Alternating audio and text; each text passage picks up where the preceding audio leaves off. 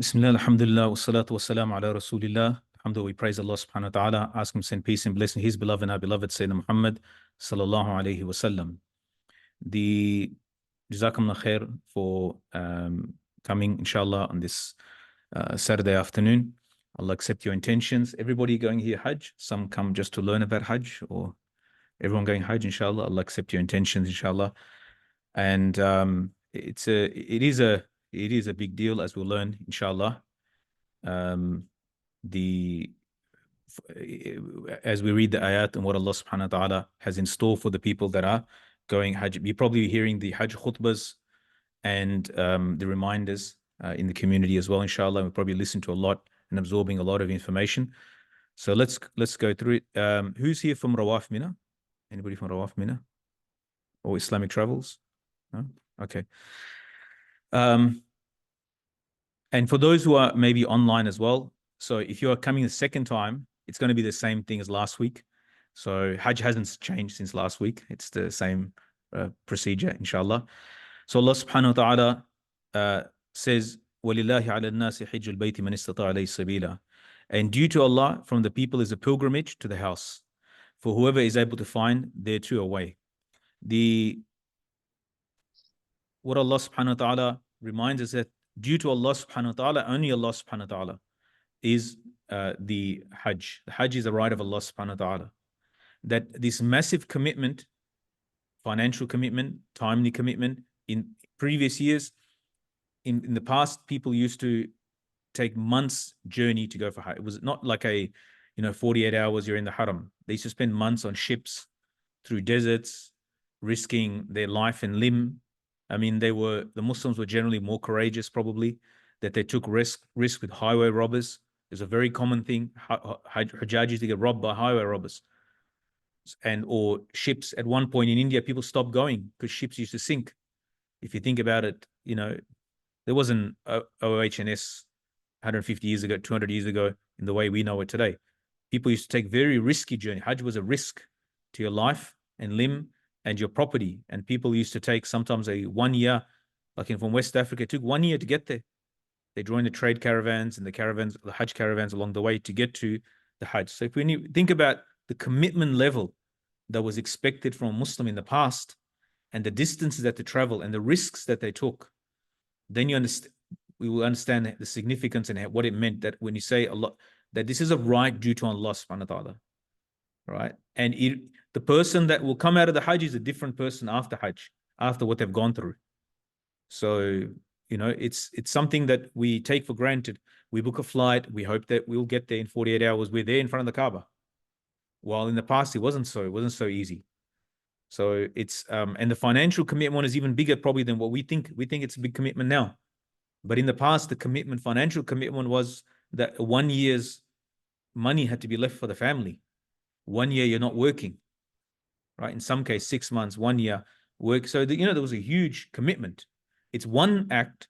Actual Hajj is actually only 5 days, but it's on next to a pillar, the other pillars of Islam. It's a pillar of Islam, because in that one act there is so much commitment. There's so much that is asked from a Muslim.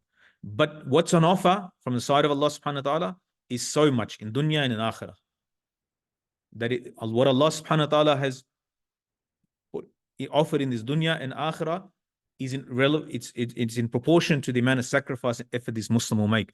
So we have to correct our intention that why are we going for Hajj? There's only one reason to go for Hajj. It is for the pleasure of Allah subhanahu wa ta'ala and for the rida. So we have to correct our intentions and that we fulfill this fard obligation. And I keep reminding in the Jummah talks, those it's fard now. And don't wait, because people waited and then they couldn't go. The money wasn't there. So when the money is there, everything's there, health is there, all the boxes are ticked. Now the fard obligation it starts.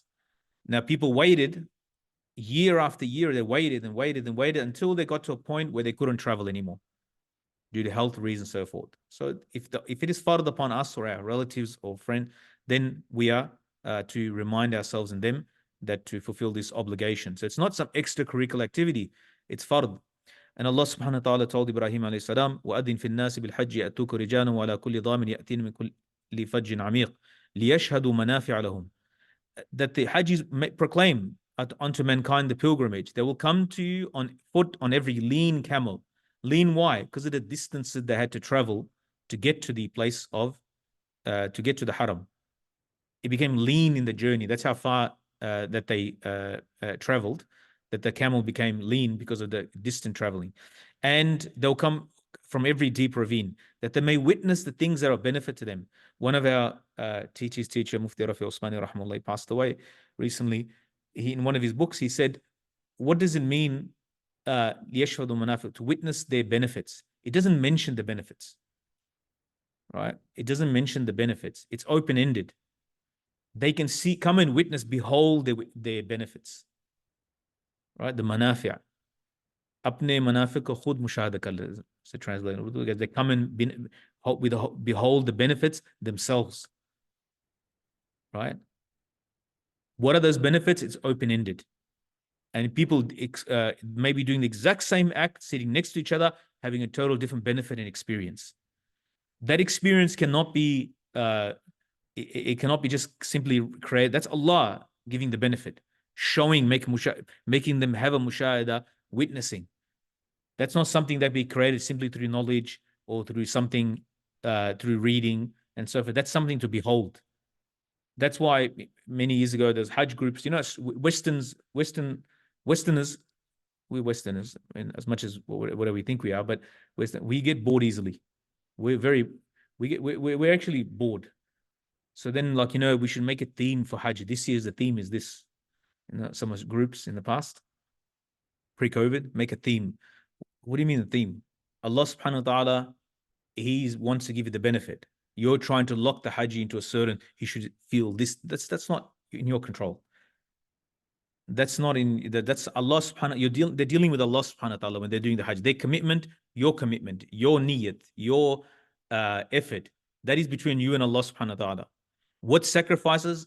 You're sitting here, you know, you could have booked the same package, you could have the exact same hotel, but your starting point is all different. To get, inshallah, we're not there yet. May Allah make us reach there safely, inshallah, and we take the benefits. But of course, al-ataya qadr al-bala, say in Arabic, that the offering from Allah, the gift from Allah, is in proportion to the trials that a person goes through. So it's relative. It's not. Those who make more sacrifice, some people have done more sacrifice, took more risk for deen, were more cautious, had more taqwa. What they will experience is different to maybe myself. Right. So we are when we're going there, we have to understand that we are Allah subhanahu wa ta'ala, that our transaction, like we might think that so much money has gone to so and so, whatever that we've done in terms of the Hajj. My father, rahimahullah, is saying, tell the Haji, you know, that your money is gone from your account of dunya to account of akhirah. Right? It hasn't gone just into the Saudi government's pockets, you know, like this is what is gone from your account. You're doing for the sake of Allah. Yes, this is the arrangement at this time and age. In the past, you have to book a seat on a ship. You had to book a camel caravan. You had to, you know, whatever the means of conveyance were at that time. You had to deal with colonial authorities. They book a ship on a British ship or a Dutch ship or whatever. You know, this is what you have to do. You have to, the kuffar will transport you there. All these sort of things. So those issues have always been challenges. But ultimately, your transaction is with Allah subhanahu wa ta'ala. Whatever you spend is for the sake of Allah subhanahu wa ta'ala. Whatever effort that you make is for the sake of Allah subhanahu wa ta'ala. So the benefits are an offer from the side of Allah. The Rasulullah sallallahu alaihi wasallam said that there is no reward from mabrur hajj. Bir in Arabic, abrar, you probably heard this word many times, the righteous, the good ones, right? So they're the ones who have birrul walidain, those who are good to their parents. So a good, righteous, accepted, and pleasing to Allah Hajj, there's no reward for except for Jannah. On further inquiry, Rasulullah sallallahu alaihi wasallam, when he was asked about what is a mabrur Hajj, what is a Hajj that is accepted by Allah subhanahu wa ta'ala, right? This type of Hajj. This is what we want. We want a Hajj mabrur. We don't want just people coming there, they say Hajj mabrur, Haji, you know, and call us Haji Sab. But in Allah's list, Hajj is not accepted. It's possible, isn't it? That's a fear. That we can spend so much money, so much effort, so much time, and then it's not accepted, right? We want to get accepted with Allah subhanahu wa ta'ala, not with people. Our obsession in this time is to get accepted by people. We want the qabuliyat of people. But we're taught in deen. One of the Hajis called today was asking about, I mentioned something many, many years ago. One Haji, one young guy, he's 21, he had the money, subhanAllah, there's no delay. He realized it's fard on me. I made the money, I've got the savings, I've got nothing's wrong. There's no age requirement. And he said that I have to go. He didn't tell any of his family that he went Hajj. He was idealistic, like, and mashallah, like he wanted to protect his sincerity. So he didn't tell anybody. He went for Hajj because nobody knows I've gone for Hajj. So it's a thing. So the brother called, can I tell people? I said, if it's for encouraging others to go Hajj, if it's an expression of shukr to Allah, that alhamdulillah, Allah's kindness of ni'mat rabb hadith, mention the bounty of Allah subhanahu wa ta'ala, to share that. Sometimes it's a happy occasion you want to share, birth of a new child. You don't share birth of a new child to your family, relatives in other countries because to show off. You do it because it's a happy occasion you want to share people. Okay, these are things that are fine, it's normal, it's natural. But if your intention is to show to people that I'm a Haji, I'm going Hajj, right? So I can do fake dua poses in front of the Kaaba. This is what Muslims are doing today. Fake dua poses, not making dua, just posing for dua to take pictures. These are the tragic things that we like. The phone has killed our really it's really affected the way we perform, the way we do Hajj, and how we engage with these ibadat. Like we have to share with everybody else. No, you don't. Allah knows you're doing the right thing. Number one. And the more we hide, the better. Sadaqatu sirri tutfi'u ghadab rabbi. Secret sadaqah extinguish the anger of Allah. Right? I'm not saying don't tell anybody. People should know where you are if you're traveling, for your safety, and they're aware where you are. But at the same time, we don't need to advertise our Hajj to the world. We're doing it for the pleasure of Allah, inshallah ta'ala. And then Rasulullah when asked, what makes a Hajj mabrur? And he said to feed others, it'amu ta'am, and tibul kalam, good speech. Another narration, ifsha'u salam. So there's many variations. Imam Ahmad narrated all these narrations, the variations of these narrations, that none of these actions had anything to do with Hajj. If you think about it, giving salam to people you can do here, you can do it in Mecca, Medina, Melbourne, in Las Vegas, you can do it anyway. Feeding people, you can do anyway. Right? You can do these things now. Speaking nicely to people, you can do now. You don't have to go elsewhere to do it. Interesting that to make the Hajj mabrur, Rasulullah pointed something of akhlaq. That even this big ibadah, he didn't mention anything about tawaf, sa'i, zamzam, Arafah, Mina, Muzdalifah, Jamarat. None of the acts of Hajj ihram, nothing mentioned. All is mentioned is things that how we are considerate of others. That if you can do this ibadah, despite the heat, despite the crowds, despite the inconvenience, you're not sleeping in your own bed, despite that there's things that are not familiar to you, food and so forth, that are not familiar to you. Despite all that stress, if you can control yourself and be like this, and then not just further, go give extra back to people around you, then Rasulullah ﷺ said that you have a Hajj mabrur. And the reward for such a Hajj is a Jannah.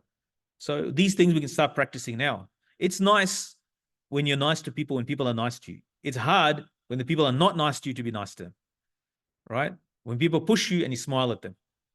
I'm telling you this because you're going to get pushed a lot. So get ready. Inshallah, you'll have a beautiful Hajj. We ask Allah for ease, and so forth. But at the same time, Hajj is an ordeal. You can be like those people that are very process driven. I'll just switch my camera off, inshallah, so that the video can just, because I think it's slowing down a little bit. You can do the Hajj in a very process driven. I've got to finish the 7 rounds, and you'll see people like this in Tawaf. They're very, and it's not to generalize or stereotype certain nationalities. You'll see the stereotypes in action. So some people are like, from our part of the world, they're very insecure, right? They're very insecure. So they have to there's a gap in front. Because our country is very crowded. The subcontinent especially is very crowded. So if you don't get in the bus quickly, a train, you don't get a seat. They're like that you see them in Tawaf like that. There's a gap there. We got to go. If we don't get it, we're going to miss something out, right? You got to step back a little bit and know that you're dealing with Allah subhanahu wa ta'ala. Some people, they will muscle their way through the Tawaf. They'll push 100 people in the way, bumping people. They will not care, right? So this is not a what type of Hajj is this? That you're doing haram things, right? You'll see this at Hajj Aswad, we'll talk about later, inshallah, that people will be doing haram, hitting their Muslim brothers to do a sunnah act, right? Because they've forgotten why they're there. They're just doing the act because they're just doing the act. They've forgotten really what is the spirit of this act. In the process of doing something sunnah, they'll do haram things. So this is a jahalat in manifest, like in front of us. It's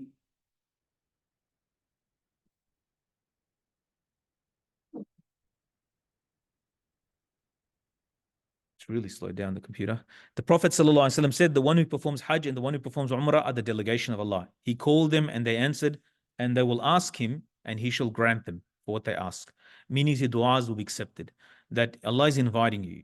You're a delegation of Allah. You're representing your community here, over there, and you are coming as a special delegation. If a delegation is sent to another country and given, like a company sends a delegation and they're given a job to do, and while they're doing the job, they went to the showrooms, they went to look at the cars, they look at the botanical gardens, they did all the best cafes in that town. When the company asks at the end of the day, or at the end of the trip, all right, regarding the work that we sent you for, how did that go? Oh, he's going to get sacked. That's the reason why they're. So if we're a delegation of Allah, then we are expected to behave in accordance with that. And by being a delegation of Allah subhanahu wa ta'ala, then we will get the reward of and the benefit of our du'as being accepted. You're going to a place where du'as are accepted. Even Rasulullah sallallahu asked Umar radiallahu anhu, or my little brother, or my brother, don't forget us in your du'as, or remember us in your du'as. Rasulullah sallallahu is asking Umar radiallahu anhu to make du'a for him when he was going for Umrah or for Hajj. He's asking, requesting him to make du'a. Think about that. So it's a special place that we go into. So we should be mindful of we should have. I sent in the Hajj groups, in the other groups, Maulana Yunus Patel Rahmatullah's dua book. You can find it online. It's a collection of his dua books. It's not sunnah duas. It's his duas that his students collected. He's a person who died in front of the Kaaba making dua, right? Many years ago. Great alim from South Africa. But these duas will give you an idea. It's about 60, 80 pages, something like that, of duas. Duas just to inspire us or how pious people of this era. I used to think that you cannot make nice duas in English. You know, you have to make in Arabic, on Urdu, and Pashto, in our own languages, mother tongues. You know, that's how you make dua. Like, it doesn't have the feeling in English. Until I read his duas, I said, oh no, it depends on the person. It's not the language. That even in that, you read this and you get inspired. Oh, this is how you ask Allah. This is how you make dua to Allah. So we go into the place of duas, and duas will be accepted. Hence, we should be mindful. Abu Hurairah narrates, I heard Rasulullah saying, whoever performs Hajj and does not commit any rafath, obscenity, and fusuq, he returns from sin as the day his mother gave birth to him. Innocent, no sins, sinless, all the sins washed. There's a massive tawbah. The Hajj is a massive tawbah, and that's a benefit. So, inshallah ta'ala, in a few minutes we'll do salat, inshallah. We should be mindful of our these rewards and benefits. And there's much more than this. The books of Fada'il have much more hadith benefits for every step and every place in this journey. I mean, just for doing talbiyah, if you do talbiyah from morning till evening in talbiyah, then all your sins, you're like the day that just for the talbiyah, the one act within Hajj, it's got that reward. So you know, each act in it within the one virtue, we should know a act so well. That we know the fada'il of the parts of the act as well. That our Prophet ﷺ has the virtues, the rewards for each part, not the whole. One is the whole. Like, for example, in Arafah, a person, Hajj is Arafah. Arafah, there's the day that there's no one, more people are not, the most day that people are forgiven is on the day of Arafah. You know, so that's one, within the one act of Hajj, there's a reward there for even the parts we should know the significance and the reward. So inshallah, we start our journey after Salat, inshallah. Inshallah. So those online, if you can be patient, inshallah, we're just about to pray Salat al-Asr, and we'll be back in about 5 minutes, inshallah. Jazakumullah khairah. Okay, Jazakallah khair. Thank you for confirming that. All right. So let's start, inshallah, with the Hajj. Before we, first we're going to be talking about Umrah. So 99% of Australians that do Hajj, and pretty much for most of the world, actually, most people that do Hajj, we're doing tamattu. Tamattu is by far the easiest and the one I would recommend to you. The Imam's different on which one is the preferred one. Shafi Rahmullah said Ifrad is better. You see this in the books, Ifrad, Qiran, and Tamattu. These are three options, ways you can do Hajj. Tamattu by far is the easiest, in that a person does an Umrah in the months of Hajj, which is any time after Ramadan, right? An Umrah, standalone act. You do the four acts of Umrah, which we'll go through now in detail. Has anybody not been at all to the Haram, even for an Umrah? First time? First time? Oh, there's a lot of you first times. Never, even Umrah as well? Never been? Okay. So it's very important that you understand, and you'll be doing Umrah first. So most people are overwhelmed. Hajj is easy compared to the Umrah, right? Even though Hajj is 6 days and Umrah is like 2 hours, but it's the first Umrah that throws you off, because the pictures don't do justice to the dimensions of the place, and it doesn't do the crowds as well. That's the first thing. When I first went, I studied in like 5 Hajj books, the fiqh books, and when you get there, the books don't give you the reality. I mean, now we got video, audio, visuals, and 3D videos, walk around videos, but it really doesn't do justice to actually being there. And of course, it's a place that Allah has made special. It's not just a random place. You couldn't just build another Kaaba, another Makkah somewhere else. No, that place, Allah's barakat and rahmat, the mercies, they're descending on the place. So you can't, there's no way that this, you can, if you build it exactly the same down to the, micromillimeter, like you build it, it will not be the same place. So it's not just the buildings, buildings or the place. It's not even the Kaaba as well. The building of the Kaaba, that spot Allah has designated, and Allah can choose and designate a place, or one place over another. Like Allah has chosen Ramadan. It's a month among months, but it's not. It's Ramadan, right? Allah has designated as a special place. So, like, once I was taking a picture for my sons just to encourage them. So I was taking a picture, not with a fake dua pose, just a normal picture of the Kaaba from the second floor. And as I was taking the photo, like I was looking at the picture on the phone and then looking at the Kaaba, looking at the picture, looking at the Kaaba. Oh, they're two different things. The actual Kaaba is something else. You're rewarded for looking at it. You're not rewarded looking for at the picture of the Kaaba. So I said these are two different experiences. So inshallah, Allah give you that beautiful experience, inshallah ta'ala. The first Umrah is a bit over. Once you do the Umrah, the first Umrah, then after that you become like a local. Don't get too comfortable. Don't become a mufti of Umrah and Hajj. The worst person that goes Hajj is the one who's been Hajj before. One of the worst person, because they think that they know all the rulings of Hajj. Yes, they've done Hajj, mashallah, but then they like left and right telling people what they should and shouldn't do. And my own ears, I've listened to people that are just telling this is not permissible in Hajj, when it's not a thing. It's not a thing in Hajj. Like, you're just making things haram for people. I mean, it's not even a thing. And you just like, you see these like rant. So your job is not to become mufti and give fatwas to people. Your job is to do the ibadah. Your job is not to debate on masail. Actually, la rafatha wa la fusuq wa la jidal. The ayat of Quran about Hajj specifically is that the 3 things that Allah told us in the Quran, the third one is no argumentation. Open-ended, you're not to argue about anything. Fiqhi matters, this, that. Yeah, if there's a problem, fix the problem, right? Try to solve a problem, be useful and helpful, right?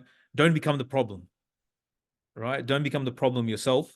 Many people become problem. Like I was once, Australian Hajjis, like bus was late. Australian Hajjis like very, what will make you understand what an Australian Hajj is?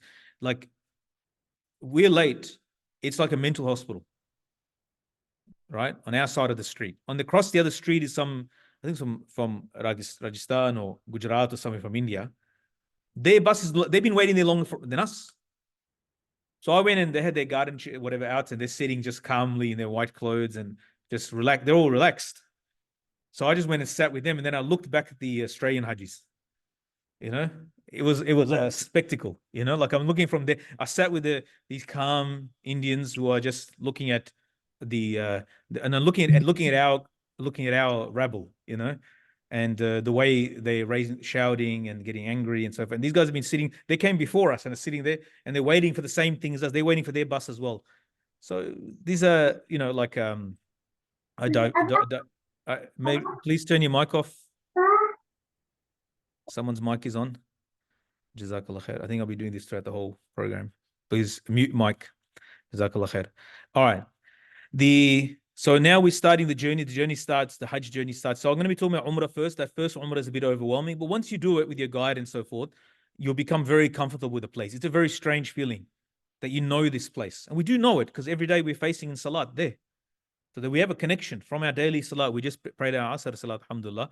Like we are facing the Kaaba, right? So I tell whenever Christians come into this mosque, I tell them, that George Street, this goes all the way, this goes straight to the Kaaba, that Ibrahim alayhi salam built. So every time every time they drive on George Street is giving them dawah, like you're reminding them. So you plant the seed, for them.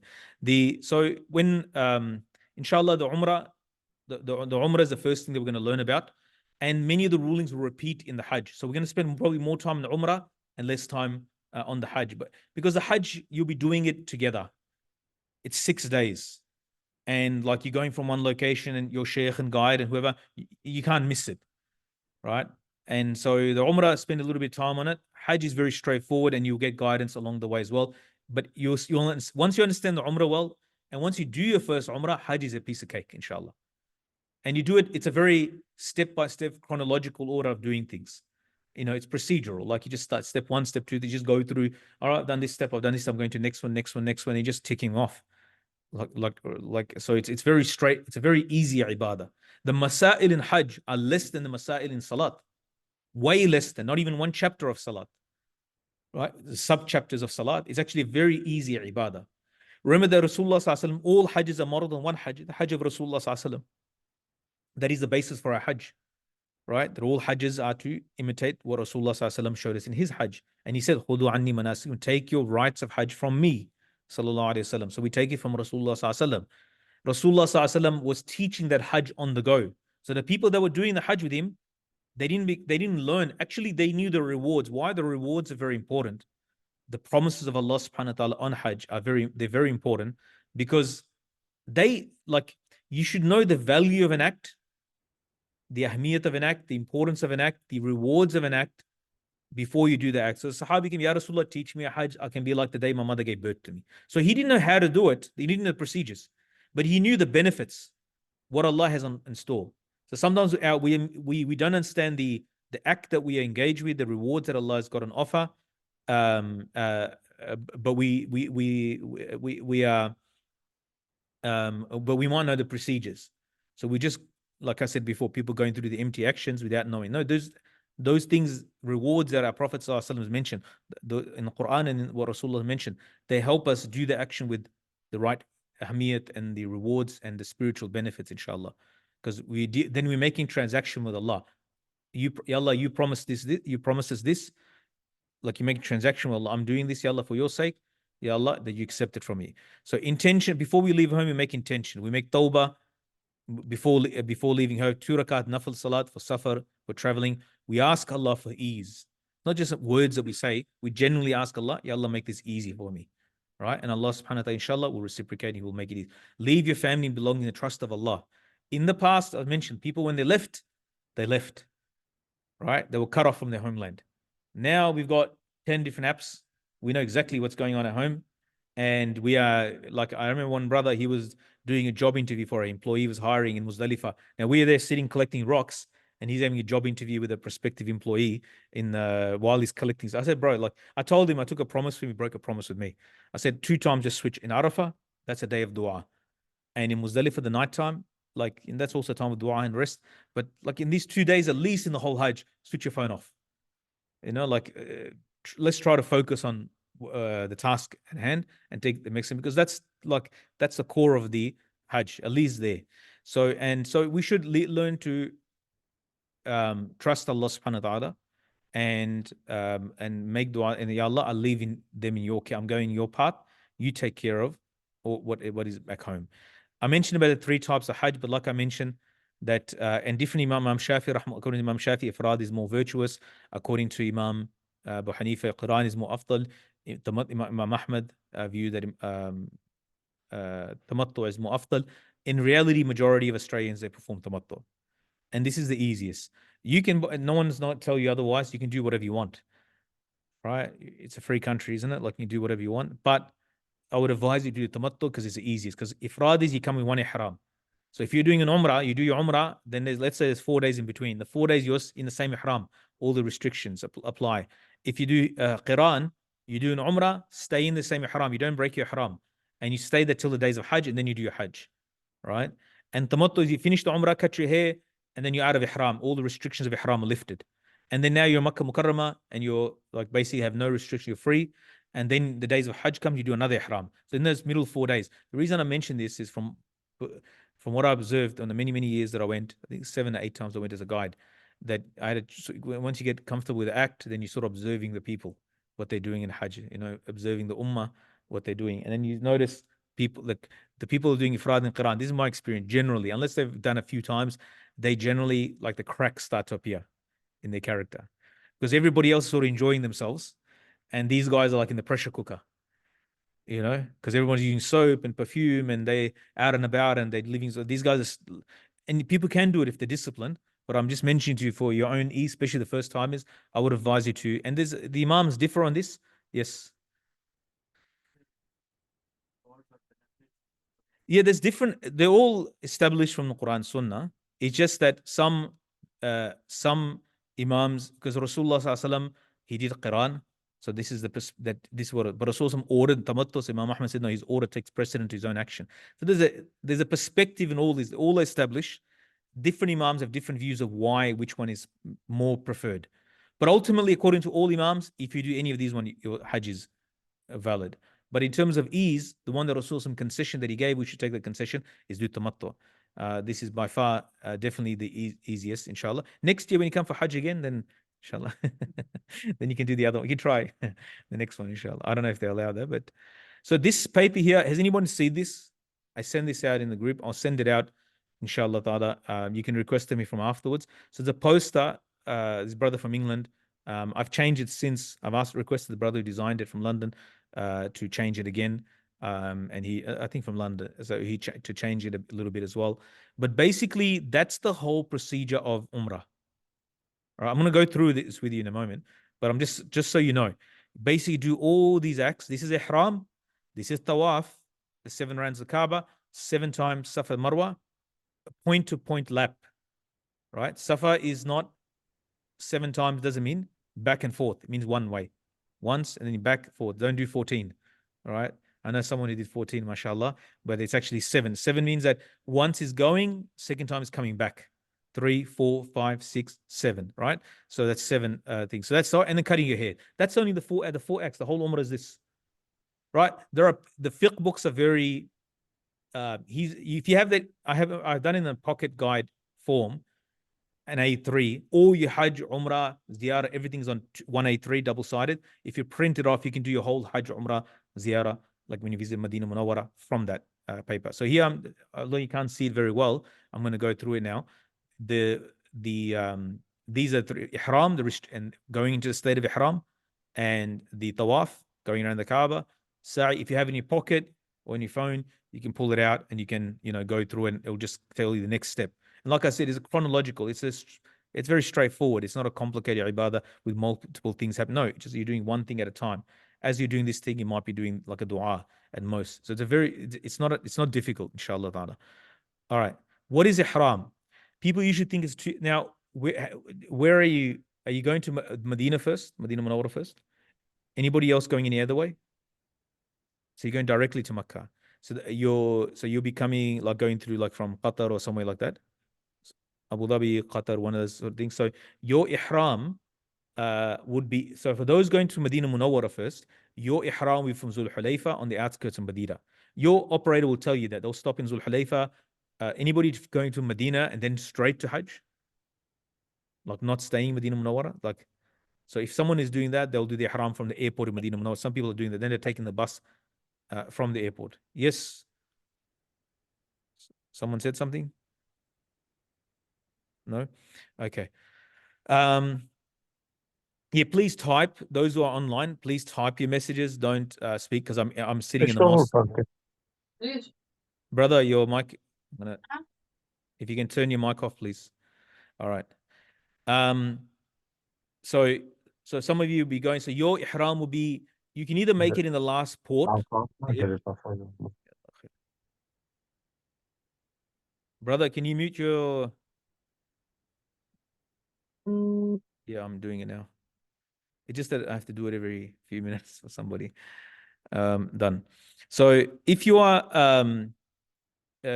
flying as you are from Abu Dhabi or Qatar or whatnot, your ihram will be in the last. Either you can do it in the airport, like after you checked in and everything. If you're not doing transit, you just do it in one of the musallas. You go to the musallas there, and you can do it after 2 rakat after the fard salat, or you can do it on the plane before the plane lands in Jeddah. Do you understand? So half an hour, roughly about half hour out, the pilots announce. And everybody's going for Hajj or Umrah. So if they're going to Jeddah, most likely that plane's full of Hajjis. So the Singaporean groups, all those other groups, they have megaphones usually, and they're telling everybody, make your niyat for ihram, do the talbiyah. So you're not going to miss it. But just to be safe in case you fall asleep due to jet lag, whatever, it's better to do it in the last port. In the old days, they used to mention when the plane lifts up from Karachi airport as an example, right? The reason was there used to be such delays. Another one. Okay.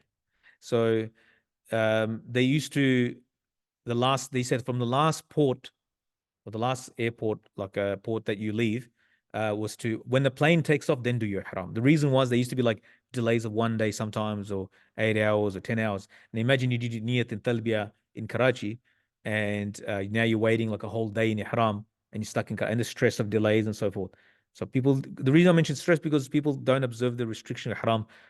The minute the minimum amount of time they spend is better, they can avoid the penalties. Else people just start doing mistakes.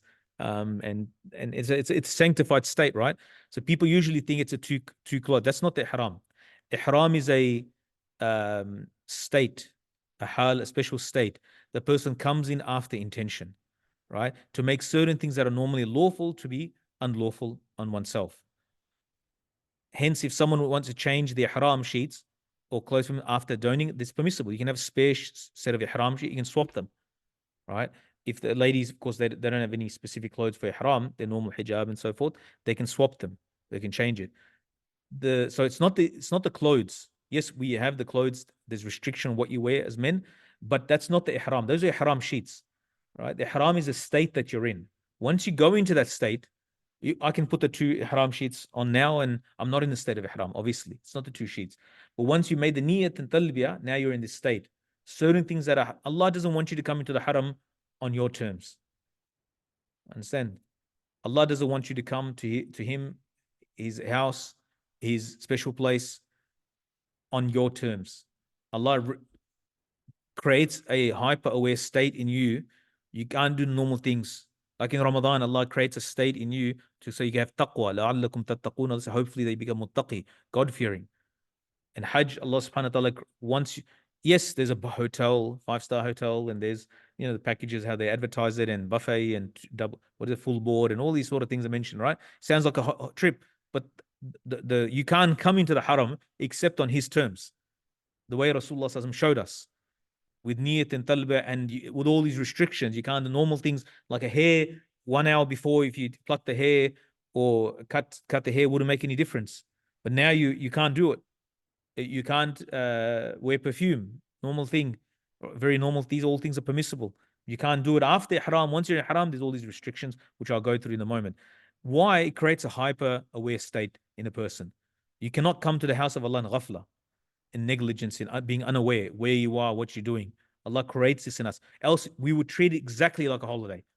We will not be thinking about when we're in ihram and we're coming there. Then, like, it changes our whole attitude. Subhanallah, it's such a beautiful thing that Allah changes our whole perspective. You're forced. You can't go out of ihram until you cut the hair. Within Hajj or until the hair's cut, you can't just, like, for the night time. Imagine you arrive and you're sleeping the night. I've seen Australian Hajjis do this. They take their haram sheets off and they put their pajamas on.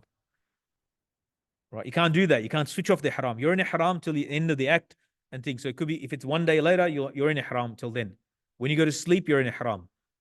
Right? So you're in ihram for the time until you cut your hair. In our case, it'll be Umrah. Right? So there's a map of the Arabian Peninsula, and you can see roughly where the miqat is. So like I said, if you're coming from here, UAE or Qatar or whatnot, you're coming through here. So about half an hour out, an announcement is made that you're about to approach them. So you can make your niyat and talbiyah in the plane. Or you do it at the last port. Or for the people that are coming from Medina, they go to Zul Hulayfa. There'll be a stop over there. That's where Rasulullah Sallallahu because he was coming from Medina Munawwara for his Umrahs and Hajj. So he would stop there, and that's the place. Because just outside the boundary, just outside the miqat. When should one be in ihram? If the pilgrim is going Medina first, I already explained all these. I won't go through them. The computer's really slowed down. Not sure why. There's too many things going on. Okay, let's keep going. So how do we come into the state of ihram? So I'll just address the people, the people that are coming from elsewhere, they'll do the same thing just at another location. Bathe before leaving the house, including clipping nails and removing unwanted hair, like Jummah, right? To bathe or do wudu is not it's not necessary for haram, but to leave it unnecessarily is makruh. After bathing, but before the niyyah, it is mustahab to put perfume. Rasulullah's wife, Aisha, she put it on the body of Rasulullah. Some imams say that only you should not put on the ihram, you should put on the body. So you can use, this is before, you're not in ihram yet. Let's say you worn the two sheets, you've had a shower, you clean yourself. If you didn't have a shower, it's fine, but unnecessarily leaving somebody traveling, you're moving, it's very difficult to do this. To wear the two sheets for men, the shoulders are covered. There's only one time that you uncover the shoulder. When? Does anybody know? The tawafs, the 7 rounds. No, the 7 rounds. So yeah, all 7. So in the all 7, the tawaf is the only time that you uncover the right shoulder. Immediately before you uncover it, after you finish the 7 rounds, you cover it back up, right? Generally, I'm explaining the masail according to the Hanafi fiqh in these slides. There's not a lot of difference of opinion on these masail because again, it goes back to the Hajj of Rasulullah. There are a few here, small differences here and there. If you're following, if you're going in a group and the sheikh is following one school, it's fine. Like we pray salat, some people move their finger and tashahud, some don't move, some move it a few times, some move it once. Don't, like I said before, la jidal, no argument. Allah subhanahu wa ta'ala said no argumentation on masail. You don't want to be wasting your time debating fiqh issues, which you're not going to resolve there. Don't start a discussion in Mina on the hilal sighting, right? Right. That's not the place. That's not the place to do these things, right? Because you're going to ruin your Hajj and you have bad feelings with other Hajjis. So avoid the unnecessary discussions. These fiqh discussions. So I'm explaining Hanafi fiqh. I myself, I studied and practiced a Hanbali fiqh. I'm telling you this. I prepared the training for both of them. There's not a lot of difference in these schools when it comes to Hajj specific. There are differences for sure. So yes. Can I use the perfume after wearing the clothes? Yes. Before niyat. Yeah, before niyat, as I mentioned, before niyat and talbiyah. So you're not in ihram. If you put the 2 sheets on, you put perfume on, you're not in ihram yet. So when the niyat and talbiyah is made, even you pray the 2 rakat, you're not in ihram. You pray the 2 rakat, right? So pray 2 rakats, sunnah salat, avoiding the makruh times. First rakat, Qul ya al-kafirun. Second rakat, Qul Allahu ahad is recommended. Remove any head covering if you're wearing it, and make the niyyah for Umrah. You're not making for Hajj at this point. You're making niyyah for Umrah. Then recite the talbiyah loudly through labbaik Allahumma labbaik till the end. Once is a condition, 3 times is sunnah. Send salawat on the Prophet ﷺ as we generally when we make dua, and make dua. Here's a picture of what ihram would look like for men. The ihram sheets, right? 2 sheets, a top part, a bottom part. If you have not worn the bottom part, practice, please. Plenty of videos online. Nobody wants to see that side of you, and nobody wants to witness your wardrobe malfunction. Practice before you leave. Practice like you got the sheets, or even other sheets, even a towel. Practice walking around in it, so you can get comfortable. It's not that hard. I'll demonstrate, inshallah, briefly. And the shoes, the sandals I meant that this looks like Ummah Center's bathroom slippers. But where the reason why I put these is because flip-flops or thongs, they take you out of the ikhtilaf of all the madhahib. Now, some madhab say, some schools of fiqh say, that the top of the foot should not be covered. Like the Hanafi, the top should not be covered, but you can have a strap at the back. Others say the toes should be exposed, right? And others say that the toes can be covered, but the top should be exposed. If you wear these, you go out of ikhtilaf of all the madahib. This is the easiest. Unless you have some specific foot problem, come see me afterwards. We'll talk. But you can buy nice ones as well. I bought some yesterday. Flip flops from Fila, like nice ones, and some comfortable. You can get comfortable ones, good ones as well. But ultimately, this will take you out of all the madayib. Remember, khuruj min khilaf mustahabun. Getting out of difference of opinion is mustahab. So this covers all the schools. Like in the fiqh Shafi'i, if you wipe a couple of hairs, your wudu is okay. In the fiqh Hanafi, the minimum is a quarter, right? And the Imam Ahmad's school is like Imam Malik is the whole head. If you did your whole head, you cover the whole 4 schools. It's more cautious, So there's you can go for the lowest common denominator, but then you might do an act that is not acceptable to any imam. Like if you take the concessions from all of them, it's not accepted. Act is not accepted. It's a dangerous place to be. So in guiding the footwear, I advise people just to wear the flip flops. This will take. If you want a specific advice on specific footwear because of some need or something, you can ask me privately, inshallah ta'ala. Because there's an endless list of footwear and endless questions. But this is just to avoid all that. Yes. No, you can wear slippers, but make sure that they're clean. Like you can wear, you are in the masjid, but make sure they're tahir, because you need tahar as a condition for tawaf. So can you wear footwear? No, people do wear, and they have a spare clean one for tawaf, because sometimes it's very difficult to walk on the marble. You can wear it, but for the ladies, there's no restriction on footwear. So, you can wear, but make sure, especially when you enter the masjid, that, either have a clean pair specifically for that, or just, make sure that they're clean. The women's ihram, their ihram is their normal clothing. They're not required to wear sheets like men. She's permitted to use stitched clothing of daily use. While not white is not necessary. She may wear shoes. Cover her head, but not the face or forehead. But cover the face in a manner that the cloth does not touch the face. So if any lady that wears niqab, for example, then she should wear something. There's actually there's like a product, right? Everything's a product. So she can wear a certain hat, something that drops down, like they wear a sun hat. The base of that is Aisha radiallahu anha, when she did tawaf, it mentioned that when the men used to come close, she used to lift her. This is the good old days. Men come close. Imagine how few people were in tawaf.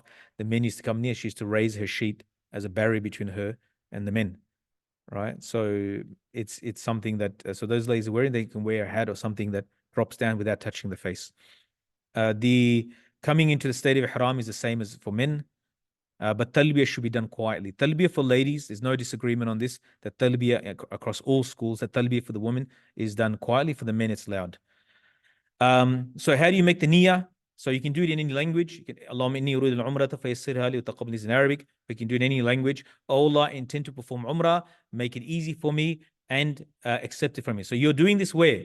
Either you're doing this in Abu Dhabi airport or Qatar airport, or you're doing it in the plane for those that are coming in from outside, or you're doing it in Medina Munawwara. You can do it from your hotel, or you do it at Zul Hulayfa, that stopover on the border, right? So any of these places, you'll be making this niyyah. So you make the niyyah, and then you say talbiyah. Labbaik Allahumma labbaik, labbaik la sharika lak labbaik, innal hamda wan ni'mata lak wal mulk la sharika lak. So this is, here I am, O Allah, here I am, here I am. You have no partner, here I am. Verily, all praise and blessings and all sovereignty are yours. You have no partner. Talbiyah is not a sing-along, right? Talbiyah is you're talking to Allah subhanahu wa ta'ala.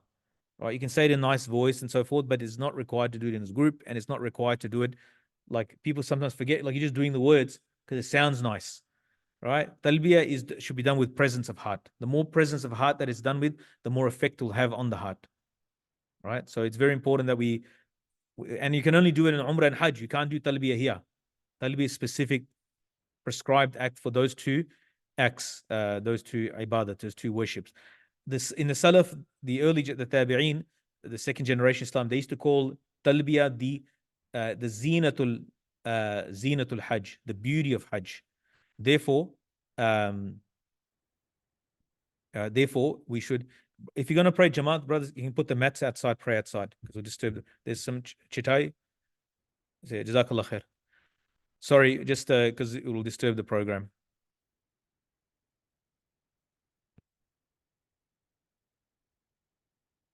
Jazakumullah khairah.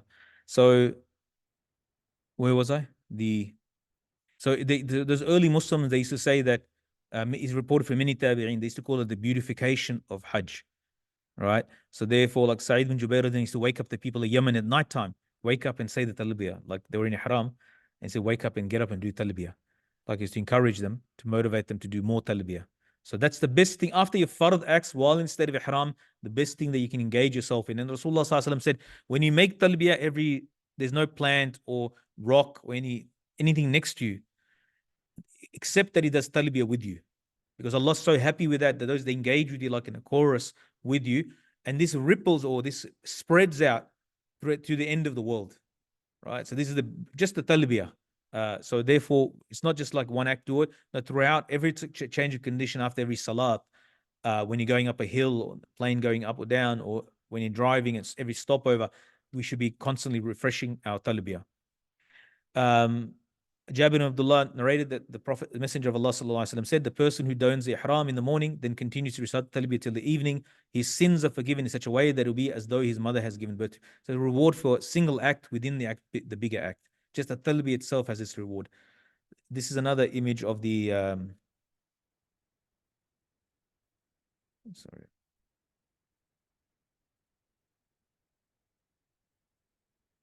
Apologies. We jump to the,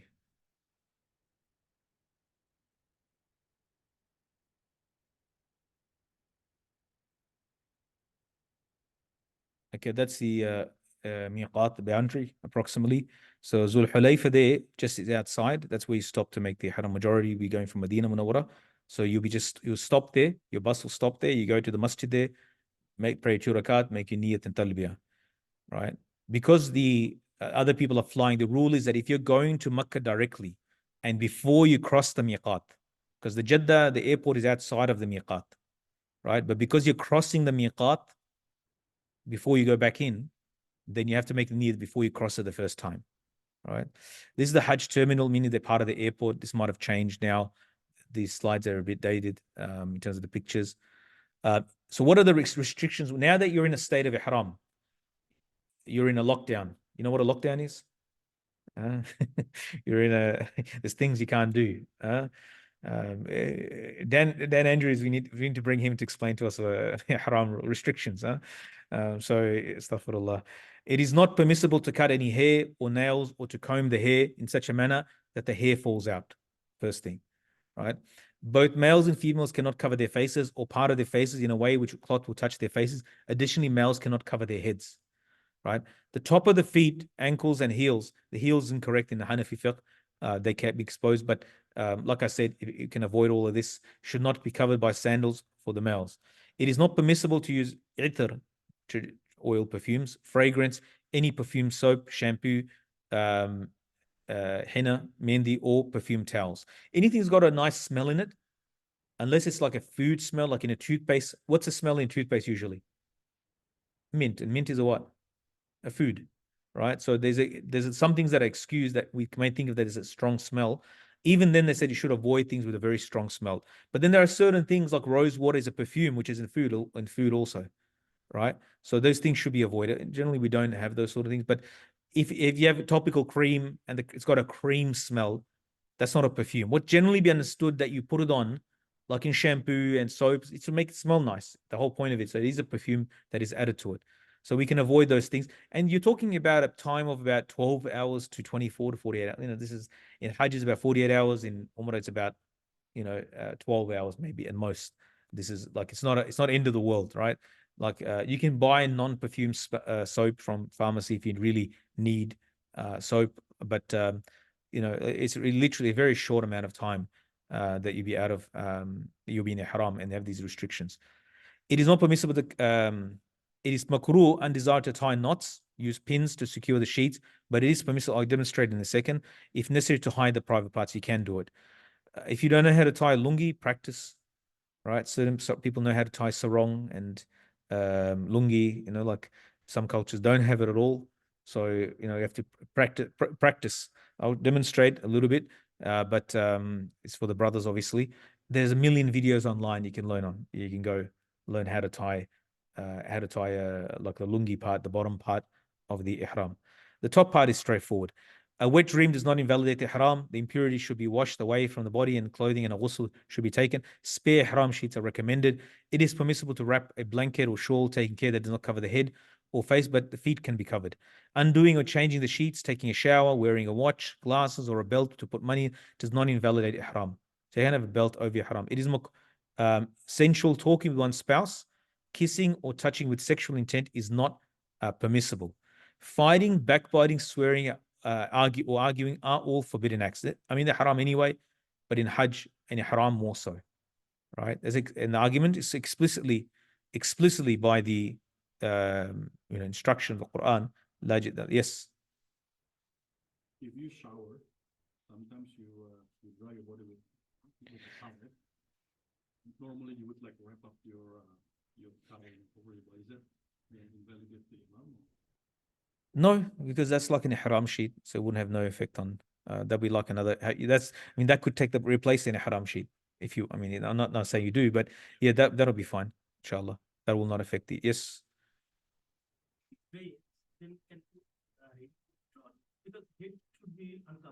Yes. No, you cannot wear any. So what the books, if you see the instruction in books, it says unstitched garments. Stitched garments. What a stitched garments means is that it's in a form of a item of clothing, right? So it has like that goes in line with your body. That's what a stitched garment. Like you have a sleeve or a leg for the pants, or a lungi even as well is stitched. If the ends are connected, if you notice the ihram sheet is open, right? So if it's closed, you can't use it for ihram. So it's a stitched garment. It doesn't mean they're stitching along it or along the shoes and so forth. What it means is that it's two open sheets, like rectangular sheets. That's what a haram is. It's even though they're stitching along it, that's not what it's talking about. Talking about it's a stitched garment. So yeah, you can wear a towel because you can use that for ihram. That's like a sheet, right? So it doesn't that has no effect on the ihram. Just a good point the brother mentioned. You can have a shower, but you can't like obviously you can't use scented deodorant after the shower, and you have to be mindful when you're drying that you don't break hair. So you have to be cautious in drying yourself. You can use to dry your body, a towel, your face and everything, your hair, but just have to be mindful that your hair doesn't break. Like if it falls in wudu, just in a normal act, right, without you pulling it or tugging at it hard, then it's if it just happens like that along. But if you like pulling it or rubbing really hard and hair falls out, yeah, then there's penalty, and there's levels of penalties of 1 nail, 2 nails, more than that, and so we're not going to go into that. Just remember these rules. When it happens, check the level and what the penalty for that is, inshallah. I didn't mention certain things that you can't hunt, which doesn't apply to us, I guess. So, but in the fiqh, in the Quran is mentioned, right? So, but doesn't practically apply to us today because we don't hunt.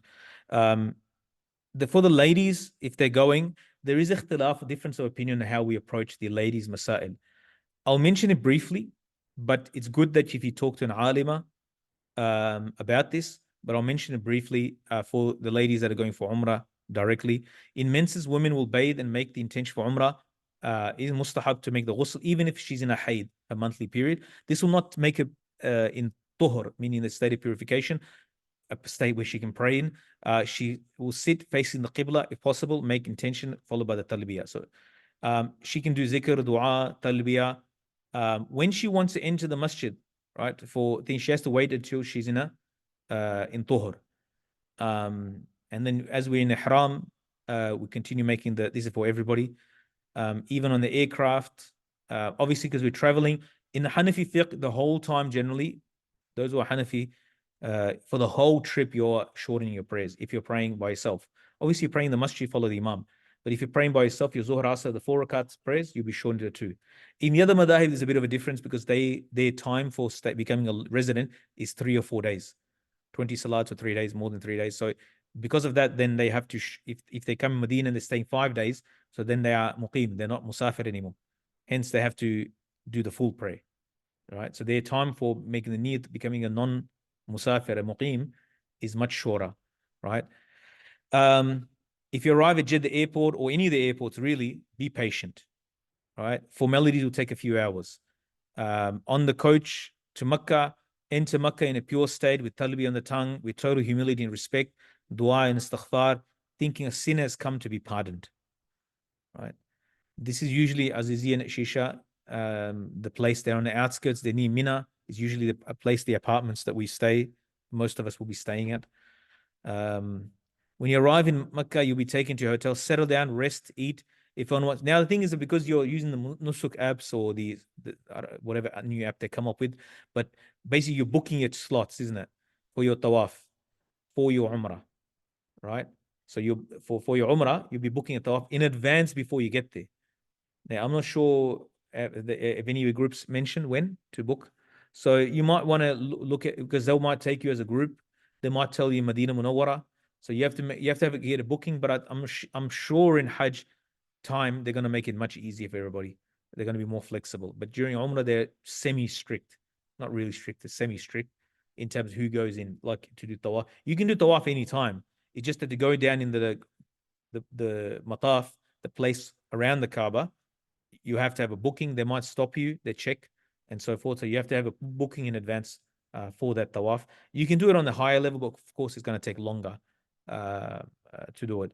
So this rest and eat and all these sort of things, it's depending on when you booked it, right? Most groups, what they do for Umrah is before they leave Medina Munawwara, when they arrive Medina Munawwara, then they give like a heads up to the, all right, we're leaving in 5 days or 4 days.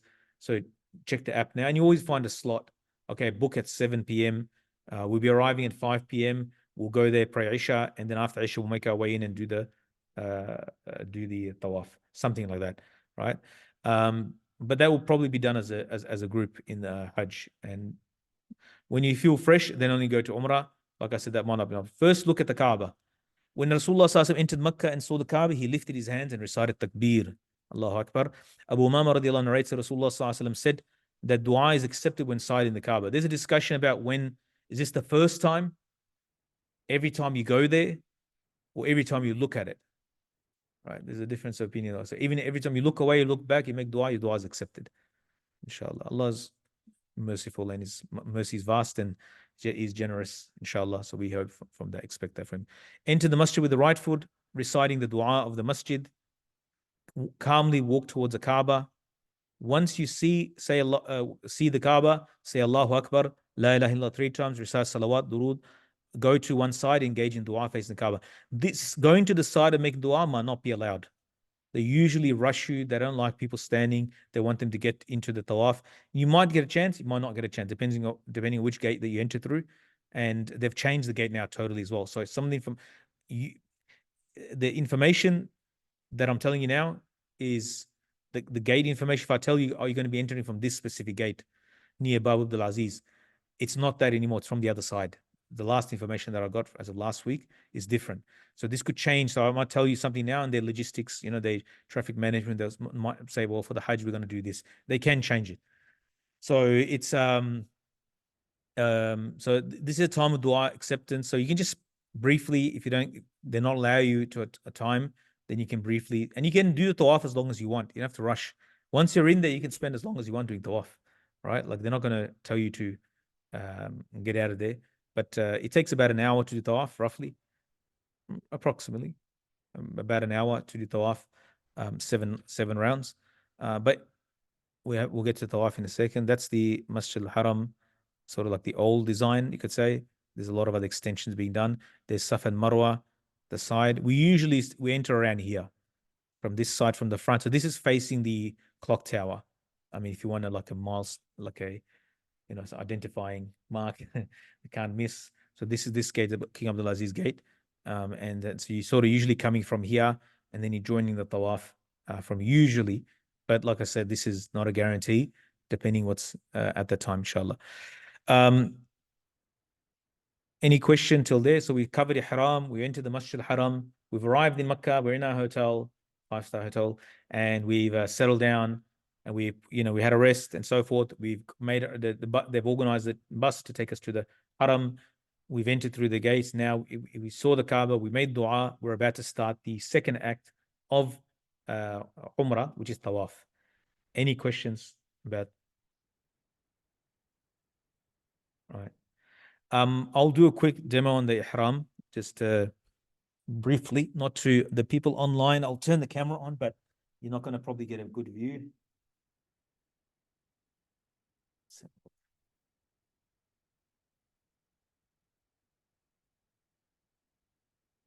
Okay. So this is the first sheet. I'll just quickly show the top part, because the top part is very self-explanatory. Basically, put it over your shoulders. It's not that. It's the same sheet for the bottom one and top. So, it's not, that's it. Just keep this one a little bit short, just easy to remember. Short here, then you can prop it over there nicely. But if you make them like the same length, sometimes big boys like us, it's a bit hard. It keeps on falling down. So make this one a bit shorter, right? And then you can like that. So it wraps, it stays put. Cover the shoulder, right shoulder. Yeah, both shoulders are covered. This is before tawaf. Yeah, so when you made your niyyat until you arrive at the Kaaba, like this, as soon as you finish tawaf, the 7 rounds, you cover again. In the 7 rounds of Kaaba, you uncover, which I'll explain in a moment. And then the other one, very easily, just like this, and drop this one under. Just before tawaf, you uncover. You haven't started tawaf yet. You uncover like that. That's it. Easy, right? And then as soon as you finish the 7 rounds, you're going to do 2 rakats after tawaf. Then you cover it back up again. You'll see people, they uncovered throughout the whole. There are people sometimes, like bodybuilders, they're walking around flexing their muscles and whatever, you see that during Hajj. You watch, you'll see them, pick them out. They'll have to show, some not even wearing the whole thing to show their, mashallah, beautiful bodies, but you'll see them in the whole Hajj, they'll be showing their muscles, mashallah. So that's the top part, that's straightforward. The bottom part is the same throughout the whole Hajj, there's no changes in it. There are different ways of tying it. You can tie, but just make sure that so this is one way, like you just make sure your legs are open, because then you got to walk in it, right? So when you're tying it like that, and then across like that, and just roll it up, that, and it will stay easy, right? And make sure it's high enough, it's not dragging on the floor, and it's not too high either. There's different ways to do it, like you can do it like this, and like there's different styles, and you can find, what's that? You can wear a money belt and whatnot on top of it, and that helps as well with holding. But it's not that difficult. Just make sure when you're doing it, just spread your legs so that it gives you enough room so you can walk in it, right? So easy, nothing too hard, inshallah. Jazakallah khair. There's a lot of conversation happening in some groups around whether cotton cloth or the towel cloth because of the weather. I'm more like your view when it's hot, what's better? I don't know. I don't know. I don't know if you've done it. This is the first time I'm going at this. I mean, no, it's going to be hot, 50 degrees. Who's going to prepare you for cotton? I mean, people wear sheets, but then like thin cloth, like a cloth material. Not polyester, they wear the thin cotton, right? Thin cotton. But the problem is that if it gets wet, those things, they see through as well. So that's another thing. So but it's fine. The ones that the ones that you buy normally, they work. Like, I mean, how sensitive is your skin, brother? No, I'm not talking about you. I'm just saying the brothers that are like like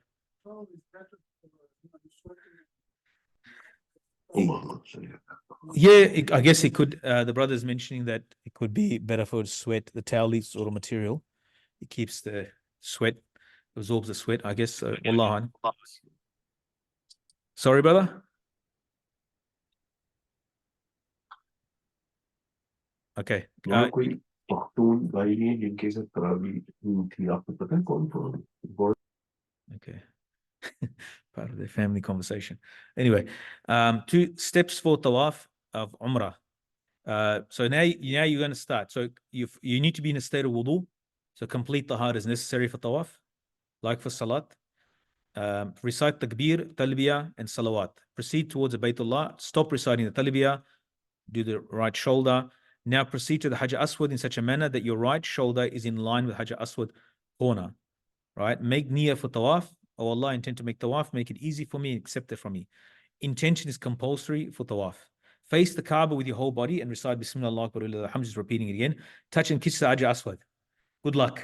And make dua for me if you make it there. All right. And if you make it back alive. So this is, inshallah, for the first timers, do it from far away, inshallah. So Istilam is kissing the Hajj Aswad, or you're doing the signing of that, like as though you're kissing it from a distance. 99% of us will be doing that. Right. So touch and kiss the Hajar Aswad. If you cannot kiss or touch it, then hold the palms up towards the black stone and then softly kiss the palms without making a sound. This is called istilam. Start your first circuit, repeat Bismillah Allahu Akbar every time you start a new circuit until all 7 circuits are complete. The next diagram will show it a little bit better. I'll show you the turn so that your left shoulder, there's a diagram coming up and I'll go through this. Turn so that your left shoulder is facing the Hajar Aswad. So you're going anti-clockwise, right? And commence the tawaf. The first 3 rounds of the males required to do ramal, walk hastily, taking short steps, pushing the chest outwards and moving the shoulders. So it's like a jog on the spot. If you're not going to get very far because of the crowds. So if your wife is with you, she's not going to lose you. If you're you don't have to slow down, she just keeps an eye on you if you do get a little opening to run. But you're just basically jogging on the spot, right? Women will walk normally; they will not run. No ramal to do done in the remaining 4 rounds. So here's the Hajar Aswad corner. How do you know in the Hajar Aswad corner? So just imagine that this is the Hajar Aswad on the table. I'm just pointing a table to my right. And imagine this is the tawaf area here. So there's a table in front of me, and then there's this area here. So on that corner there in the building, there's a green light. So you just line yourself roughly in between that. Before they used to have a line in the marble, they removed it because everyone was looking down and stopped there was tripping over each other. So they removed that. So just approximately line up yourself on that corner, and you start your tawaf. So you start from there, and then you go 7 rounds, and you finish the 7th year. The 7th one, so when you finish your 6th round, the 7th round when you start the 7th round, you just work yourself out to the outer edge, right? So that when you finish the 7th round, you're already outside almost here, right? You're already right at the edge. Every round is exactly the same. You only have to, every time you pass by the Hajar Aswad, Bismillah Allahu Akbar, right? That's all you have to do. And just like make the sign as though you're touching and kissing it. That's it. There's nothing else to do in the tawaf formally that will make the tawaf valid. You have to be wudu, you have to go around the Kaaba. That's it, right? In that, you can do tilawat al-Quran, you can make istighfar, you can even talk to a person, but that's not why you're there. But if you talk, it's not salat, right? It's tawaf. You can give instructions to people about something. People are doing video calls. I don't know why. But these are strange things people are doing, of making some videos of themselves doing tawaf. You're there for Allah, if you're there for Allah, do it for Allah, keep it for Allah. Yes. Yeah. So رَبَّنَا آتِنَا فِي الدُّنْيَا حَسَنَةً وَفِي الْآخِرَةِ, Allah give us good in this world and the hereafter, and save us from the fire. This dua is made between the last corner before you come. This is a Hajar Aswad corner, the start and end point. This corner here is the Rukn Yamani because it points towards Yemen. Rasulullah sallallahu, when he passed, this is the only dua that we know that is really like we can say this. Rasulullah sallallahu did this in tawaf. So between this corner and this corner, he read this dua. You can read that in the whole tawaf if you want, right? But it's flexible. You can make dhikr, do tasbih like thousands of times of la ilaha illallah, whatever. It's open ended. Like there's no specific thing. There are things mentioned in books, like in this round you should make this dua, in this round. There's no such thing that is required as a requirement. This is recommended, right? When reaching the line parallel to the Hajar Aswad in the 2nd and remaining rounds, turn to face and chest towards the Hajar Aswad. This is right at the end. And do istilam, reciting Bismillah Allahu Akbar, then turn and continue with the tawaf. However, due to the crowd, it's best to face only at the beginning, at the end. You're supposed to do this at every round. But because the crowd's pushing, moving, then you're moving sideways. You're supposed to have your left shoulder. So best just do it sideways every time, except the first one and the 8th one, which is the last one after the 7th one, like the end one, right? If salat with jamaat commences while doing tawaf, stop and join the salat and then commence from where you left off. Do not engage in worldly talk during tawaf. If wudu breaks before the 4th round, renew it and start tawaf from the beginning. If it is after the 4th and wudu breaks, then after refreshing wudu, recommence from where you left off or start anew. If one forgot to do ramal in the first 3 rounds, then do not do ramal in the other rounds. The running in the first 3 is only in the first 3. Once the 3 is finished, then there's no. As ramal is sunnah only in the first 3 rounds. Do not push anyone during tawaf. Do not engage, to engage in dua is more preferable, but do so without shouting and raising the voice. You'll see people doing all these things, instruction given, people doing the opposite of this. Don't just like go by what the books say, what these courses say, and the thing. Go by the instruction given. Well, people doing all sorts of things. Between Rukn Yamani, Hajj Aswad, read Rabbana Atina du'as we mentioned. While in Tawaf, do not gaze at the Kaaba. These are just the basic masal of Tawaf. For further details, read the books or ask the ulama. After the 7th round, do istilam for the 8th time. So there is an extra istilam that is nafal, which is a standalone istilam. So you've gone, you finished the Tawaf. So what was in the previous this slide here? So you finish the Tawaf. Now you can go for an additional 8th, astaghfirullah. That is the end of the Tawaf, the 7th round. This is now for the 8th time. Now cover the shoulders. So this is the end of Tawaf. Proceed to Maqam Ibrahim, perform 2 rakat wajib of Tawaf. Behind, if it does not inconvenience anybody, don't do immediately behind the Maqam Ibrahim. You know, Maqam Ibrahim is in the Tawaf, that golden dome there. It's right in the middle of Tawaf now. If you're going to pray right there, people are going to be tripping over you. People try to force them, so they think they have to pray right there. So you can, like I said, in the 7th round, 6th, when you finish the 6th round, the beginning, you work your way to the edge. Then on that side of the Kaaba, after Hajj Aswad, you finish the 7th round. You've done your 8th istilam, right? Which is the wrap up for the 7th. Then you go to that side of the Kaaba, you see thousands of people praying. You find a spot, just wait a little bit, they're going to go. They're only there for 2 rakats. They pray 2 rakats, then they go. So you pray and you find a spot there. You're not right in the middle of women, not like right in the women going right in the middle of it. Some adab should be maintained. There's plenty of ladies there to one side, men to one side. Try to find a spot that's suitable and pray the 2 rakat. Or if you can't even do that, do anywhere in Masjid al-Haram, you pray the 2 rakat, is fine. Right? Ideally, it should be done that side, but if you can do it anywhere, these 2 rakats will be fine. Of course, you need to be in a state of wudu for this. Ensure that it's not makruh time after Asr al-Fajr. It is mustahab to drink Zamzam water after the Tawaf Salat. Istilam Hajj, this is what I was talking about. The 9th time, this is a standalone Istilam. You go to kiss the Hajj Aswad or do it from the far away. But you can't go fighting towards, you can't go through against the crowd. You'll have to go all the way around with the people and then do this 9th if you want to do it. It's optional. There's Maqam Ibrahim. Like I said, the 2 rakat is on this side. So you finish, if you see here. Can you see a mouse? No, you can't. So the Hajj Aswad corner is there. And the Maqam Ibrahim is right there, like in front of that golden dome. And then you pray the 2 rakat behind that, when really you're just praying on that side of the Kaaba. And you see thousands of people praying there. All right, any questions about Tawaf? Those online, they can put it in the chat if there's any.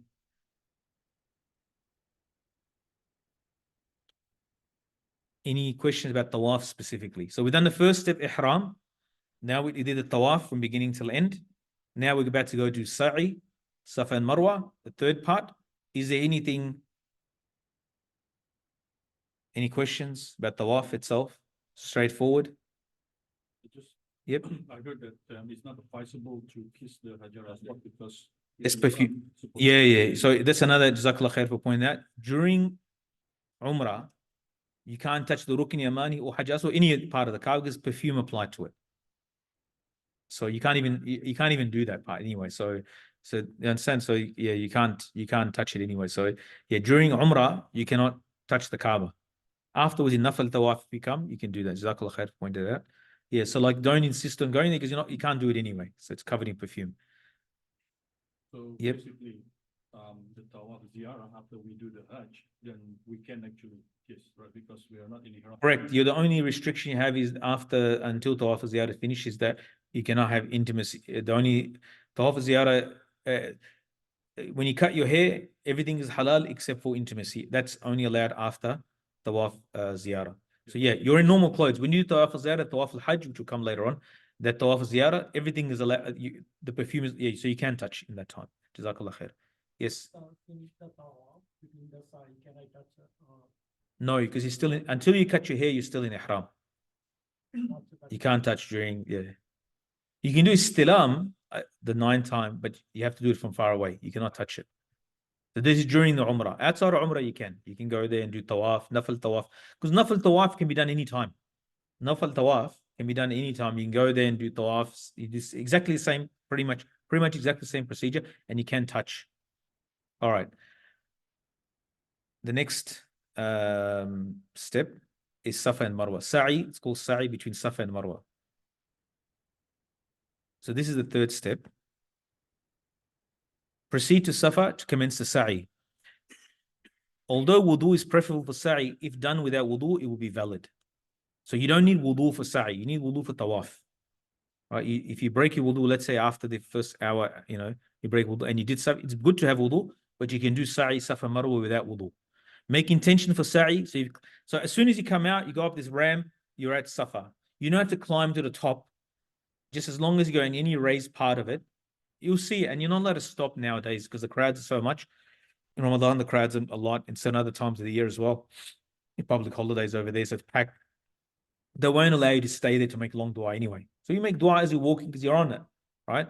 So you make your niyyah, you make dua, and you can make, so proceed to Mount Safa and make your niyyah, the intention of sa'i. This can be done in any language. Ascend Mount Safa, face the direction of the Kaaba and say La ilaha illallah wallahu akbar 3 times. Raise your hands and face the direction of the Kaaba. Make as much dua as possible. From Mount Safa, proceed to Mount Marwa. Make dua dhikr along the way.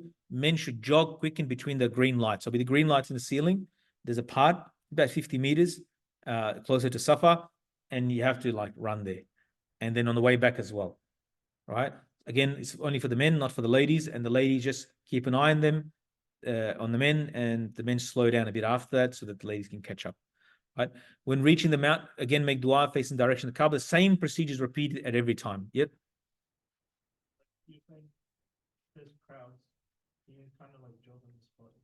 Yeah, I mean, you can stay there, but you have to move. It's very hard to do that. Either you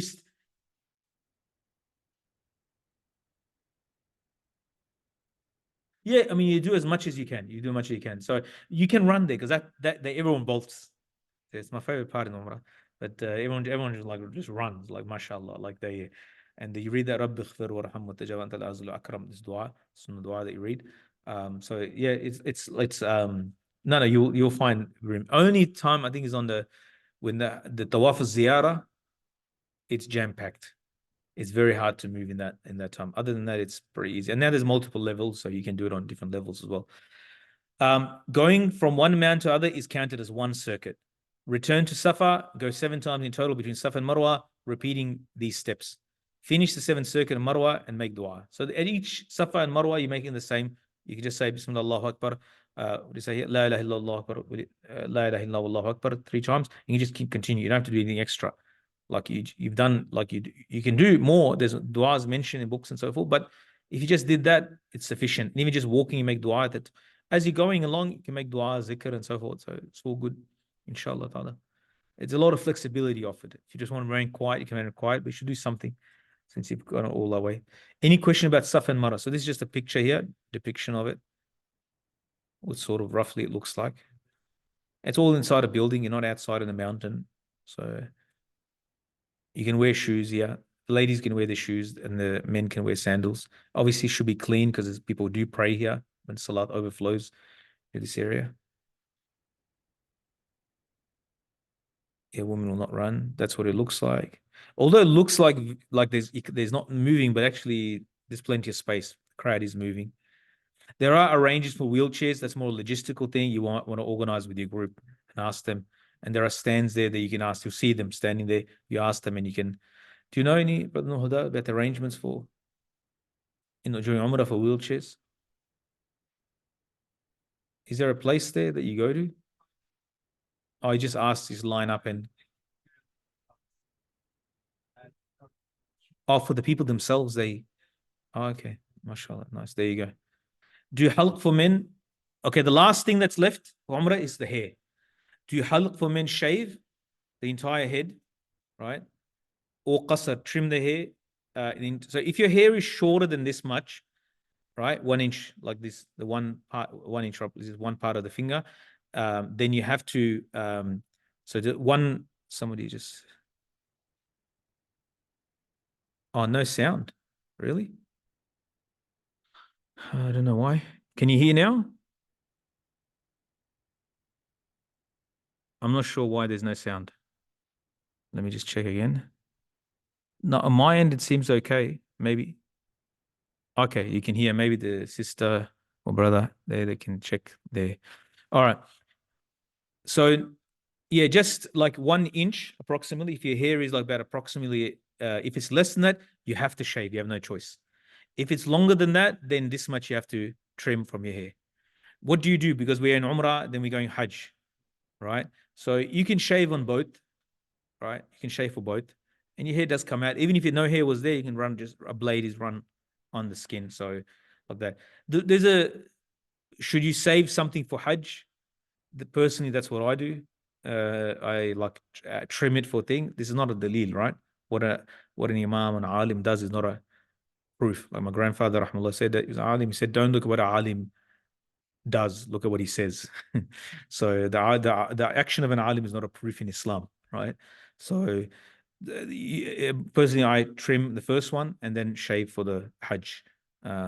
So it's up to you. You know, you can shave it for both. But if your hair is short, you have to. And if you have no hair at all, let's imagine you have no hair, just run a blade over it, right? So 4 or 5 days, something does grow back. It's up to you. Shaving is more virtuous because Rasulullah made dua 3 times for the people who shave, right? Mullah Yunus Patel, rahmatullah alayhi, he said that people like, and I used to get asked a lot of questions about the hair shaving. Previous years, I used to go as a Hajj guy. And for some reason, especially when the old uncles, they used to really stress out about this because they invested a lot of energy and plantation and whatnot into fertilizer into that hair. So they really don't want to let go of it. And so they were asking so many questions. You know what Sheikh Yunus Patel Rahman said? He said in one of his talks, I was listening to that he said that shave your hair. I was listening online. I never heard he passed away many years ago. So he said, shave your hair and put oil on it and let it shine in the sun. Because since the day your mother shaved it, he goes, it hasn't seen any sunlight. And inshallah, it will grow back even more stronger. So health overall is more virtuous. But other ulama say you should trim it if you're going for tamattu, trim it to leave something for the big act, which is Hajj, and shave it there. But if your hair is short, you have to shave. You have no choice.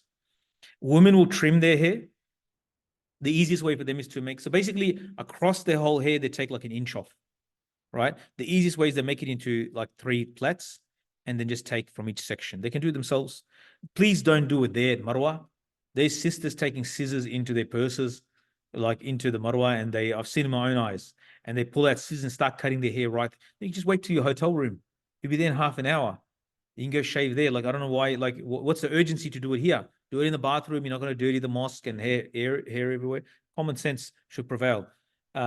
This should be done in the privacy of a room. There is no hairdressers for the ladies, as far as I know. You cannot go to the hairdressers. There's no hairdressers like in Saudi, like the way for ladies separate. There's men's barbers, and you can't go there because non-mahrams. She should bear in mind that non-mahram is not permitted to trim, touch, or even look at her hair. A lady that's in menses, if she now some of these masail might not be applicable given the circumstances. I mentioned this because due to the way we schedule Hajj and so forth, it might be very difficult to do this in the way that I mentioned. This is in the old days where there was a luxury. You can come do tawaf anytime you want. You waiting in Makkah, let's say in Makkah 1 week, then you wait in Ihram until your period finishes. Then you do. But these things are now the logistical situation such that the lady might be forced to do tawaf in her haid, right? And there's a penalty that she gives for that. Like she doesn't pray 2 rakat, but she does everything else. There's a basis for this, but this is it's there in the fiqh books. But this is something the brothers don't have to worry about. The sisters, I would advise to contact an alima. There are sisters who do classes. They might be attached. If you're going with a group, there might be in our group. There's a lady there that's she studied the masail of hayd, and so we left all those questions to the ladies group that they deal with all these issues. She's like an alima in these masail. But in short, the only thing that she can't do is actually any salats and the tawaf.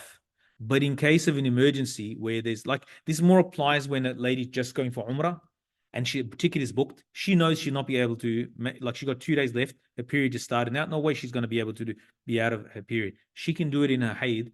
There's a penalty for it. She does a penalty and she can finish her Umrah, right? Just the side advice regarding any medication. At this point, it might be a bit too late. That stopped the period. There is medication that stopped the period. However, this repeatedly, we've seen this, and many sheikhs will tell you this. Those who go for Hajj, technically it's allowed, but once you get there, the stress of journey and the heat and so many other factors that come into play, it throws the whole period into havoc. And then like trying to figure it out, is this haid or is this istihada? Is this a period or is this chronic bleeding? Right, trying to separate it can become messy. Probably at this point, it's too late to start any of those sort of things. But I just mentioned that as a side note. After Umrah, the Haji will now remain in Mecca until the 7th of Zulhijjah. During his stay, he will continue prompt in Salat, engage in Ibadah, perform as many tawafs as possible, but taking utmost. Now, this is something in this time in between Hajj and Umrah is now done. You cut your hair, Umrah, there's 4 acts done, Umrah is done. Allah accept, Umrah mabrura maqbula, Allah accept you all, inshallah. So we're there, we've done it. Now you're in Makkah Mukarramah. You're probably staying in Aziziyah or Shisha, or maybe in a hotel in front of the Haram. You can go to the masjid, you can go pray. Just be careful not to overexert. Sometimes we get excited in Hajj and the jet lag is going to catch up, right? And if the jet lag catches up and you are overexerting yourself, you're going to fall flat on your face in the days of Hajj. You want to conserve as much energy as possible for the 8th, 9th, and 10th, the key days of Hajj, where you're going to be doing the most activity. That's the main thing that you're there for. Therefore, it's very important that you conserve as much energy as possible. Go to the Haram, maybe like once a day, make a routine. Some people go like Asr, stay till Isha, but do it in a relaxed way. Don't overexert yourself. Do effort. We're there for ibadah. We're there for, we set this time aside for Allah. But don't between the Umrah and Hajj, don't overextend yourself.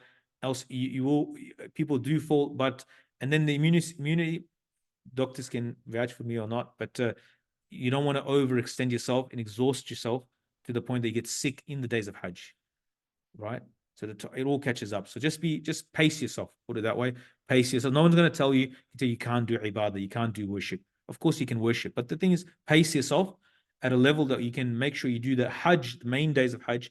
After the Hajj, go sick, go do as much as you want, like you can exhaust yourself. There's someone from Pakistan was doing like 100 tawafs, 100 times 7 rounds of the Kaaba. Got to make the century, right? So it's so he had a routine. My teacher, he was doing 8 a day, 8 times 7 every day while he was there. That was his routine. 8 every day, 8 tawafs every day, not umrahs, tawafs. So you can do nafil tawaf anytime. When you enter the Masjid Haram, you go 7 times around the Kaaba, like for about an hour. He used to do 8. That was his routine, right? In the inside, in the good old days, Any questions about Umrah? Anything from the sister side? Because no questions have come from the sister side. Jazakallah khair. No? Anyone from online? If you want to type a question, by all means, please do.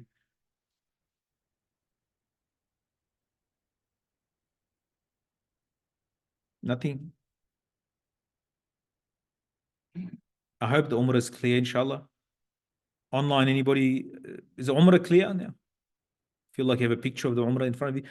You don't have to memorize every single thing, but you should have a picture of these 4 acts, and you're doing them in a chronological, in a procedural way anyway, and you'll be most likely be doing with a group.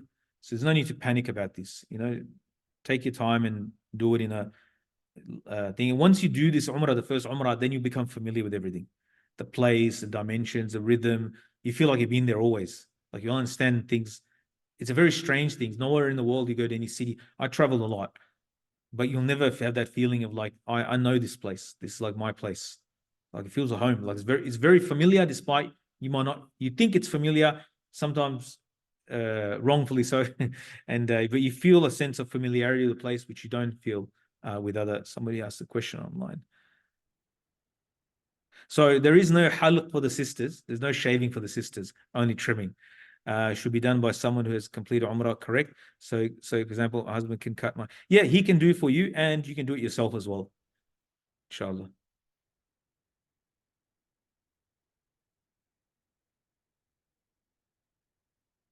Right. Any other questions? Welcome. All right, let's start on we've got about 20 minutes, 25 minutes. So we're going to do the Hajj in 25. I told you the Umrah will take longer. Hajj is straightforward, right? Hajj is much easier than Umrah. The Masail of Hajj, very simple. Let's go. So 6 days of Hajj. This table here, this diagram here contains all the rulings of Hajj, summarized, the procedure of Hajj. So I'll send you, and we're going to go through this now. So, so you got each day, you have to be at a certain place on different days. The flags represent this diagram. If you wanted, I can send it to you, inshallah. On different days, and there's a list of actions to do. Right? Some of these actions are compulsory, some of these are sunnah, some are nafal, right? So let's go to the first. So just if Mensa starts and niyyah for ihram, the Umrah was made and she was unable for Umrah, cancel the Umrah, and by making intention, cancel ihram, undo the hair and comb it, don't the ihram for Hajj, and starts. So this a lady decided to wait. Let's say she came into Makkah 2 days before Hajj. She was supposed to do Umrah 2 days. Now her Hajj started. So what she'll do, she'll wait the 2 days of Hajj. On the day of Hajj, she'll break that ihram, and she will now make a new ihram for Hajj. There's difference of opinion how this is done, right? So now she's broken that ihram, she'll do a penalty for that, a dam, right? And then after Hajj, she'll do qadha for this Umrah. Those doing tamattu', there's one thing that you have to do, and for nusuk, you have to do this on, you have to do dam shukr, which is a qurbani done because you're doing tamattu'. There's a qurbani done, not qurbani of Eid. Qurbani done specifically because you're doing tamattu'. So that's done through the app Al-Adahi. It's not part of your package as far as I know. In our group, the group, it's not part of it. So you go to adahi.com and you can organize it through there. I think EDAHI, adahi.com.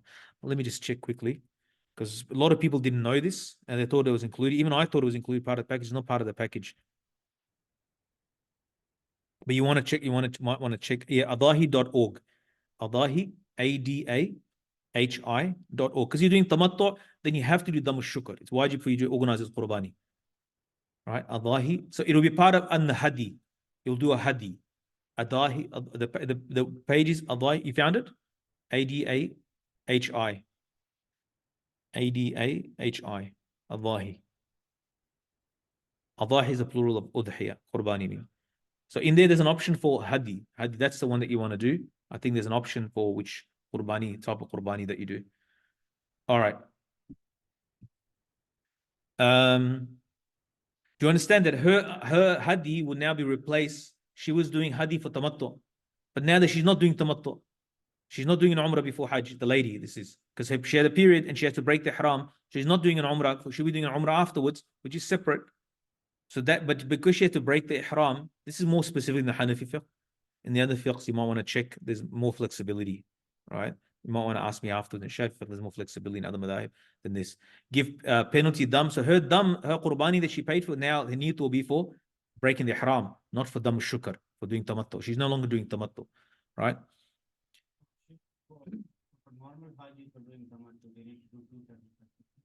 They need to do 2. 1 for qurbani. The thing is that in the Hanafi fiqh, qurbani for a musafir is not required. So they're excused from that. In the other madhahib, it's sunnah anyway. But yeah. All right. So day 1 of Hajj. So you got 6 days of Hajj. The 6th day is optional. So really the core days are 5. The 5 days of Hajj. The 6th day is optional. We'll get to that in a moment. Day 1, you're in your hotel in Makkah. You're making ihram from where? Not miqat. From your resident in Makkah Mukarramah. You're already in Makkah Mukarramah. You've done, some of you might have flown in Umrah. Very few will be flying directly. You've already come Makkah. You've done an Umrah. Now and you're out of ihram. You're waiting for the 8th of Al-Hijjah morning, the night before they prepared you. 3 o'clock in the morning, they're waking you up before Fajr. You got everything packed, whatever you need to take. Usually it's a backpack, nothing big. Your main luggage stays in your apartment where you'll have access to the duration of the Hajj. But you're staying in Mina and you take what your necessities are for Mina. In your hotel, you make the niyyah and talbiyah. Like you are doing for the Umrah. The only difference when you make the niyyah, oh Allah, I intend to do Hajj, make it easy for me, accept it from me. That's only, the procedure is exactly the same. Clean the hair, wear the 2 sheets, all the restrictions of ihram are the same. Clear? You go to Mina sometime mid-morning.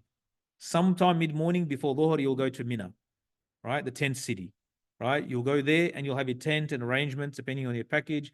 Follow your tent and all will be different, but depending on and how close you are to Haram, but you'll be going to Mina.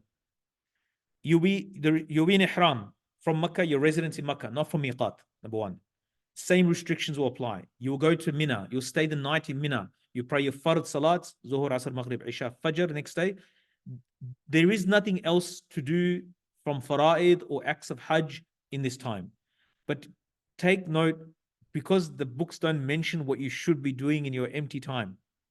Like you just tell you do your Fard Salat and you're in Ihram, the restriction Ihram, and you do your Talbiyah, and there's a lot to do. Like if you make this time useful for your akhirah, like don't you've dedicated this time, why would you do anything else? Like you'll be going to Hajj with people that you don't know. After a little while, you get to know them. Then you start catching up on the news back in Australia. Be sharing what's happened. You heard what happened in Melbourne, heard and seeing this, and this time will just get wasted, right?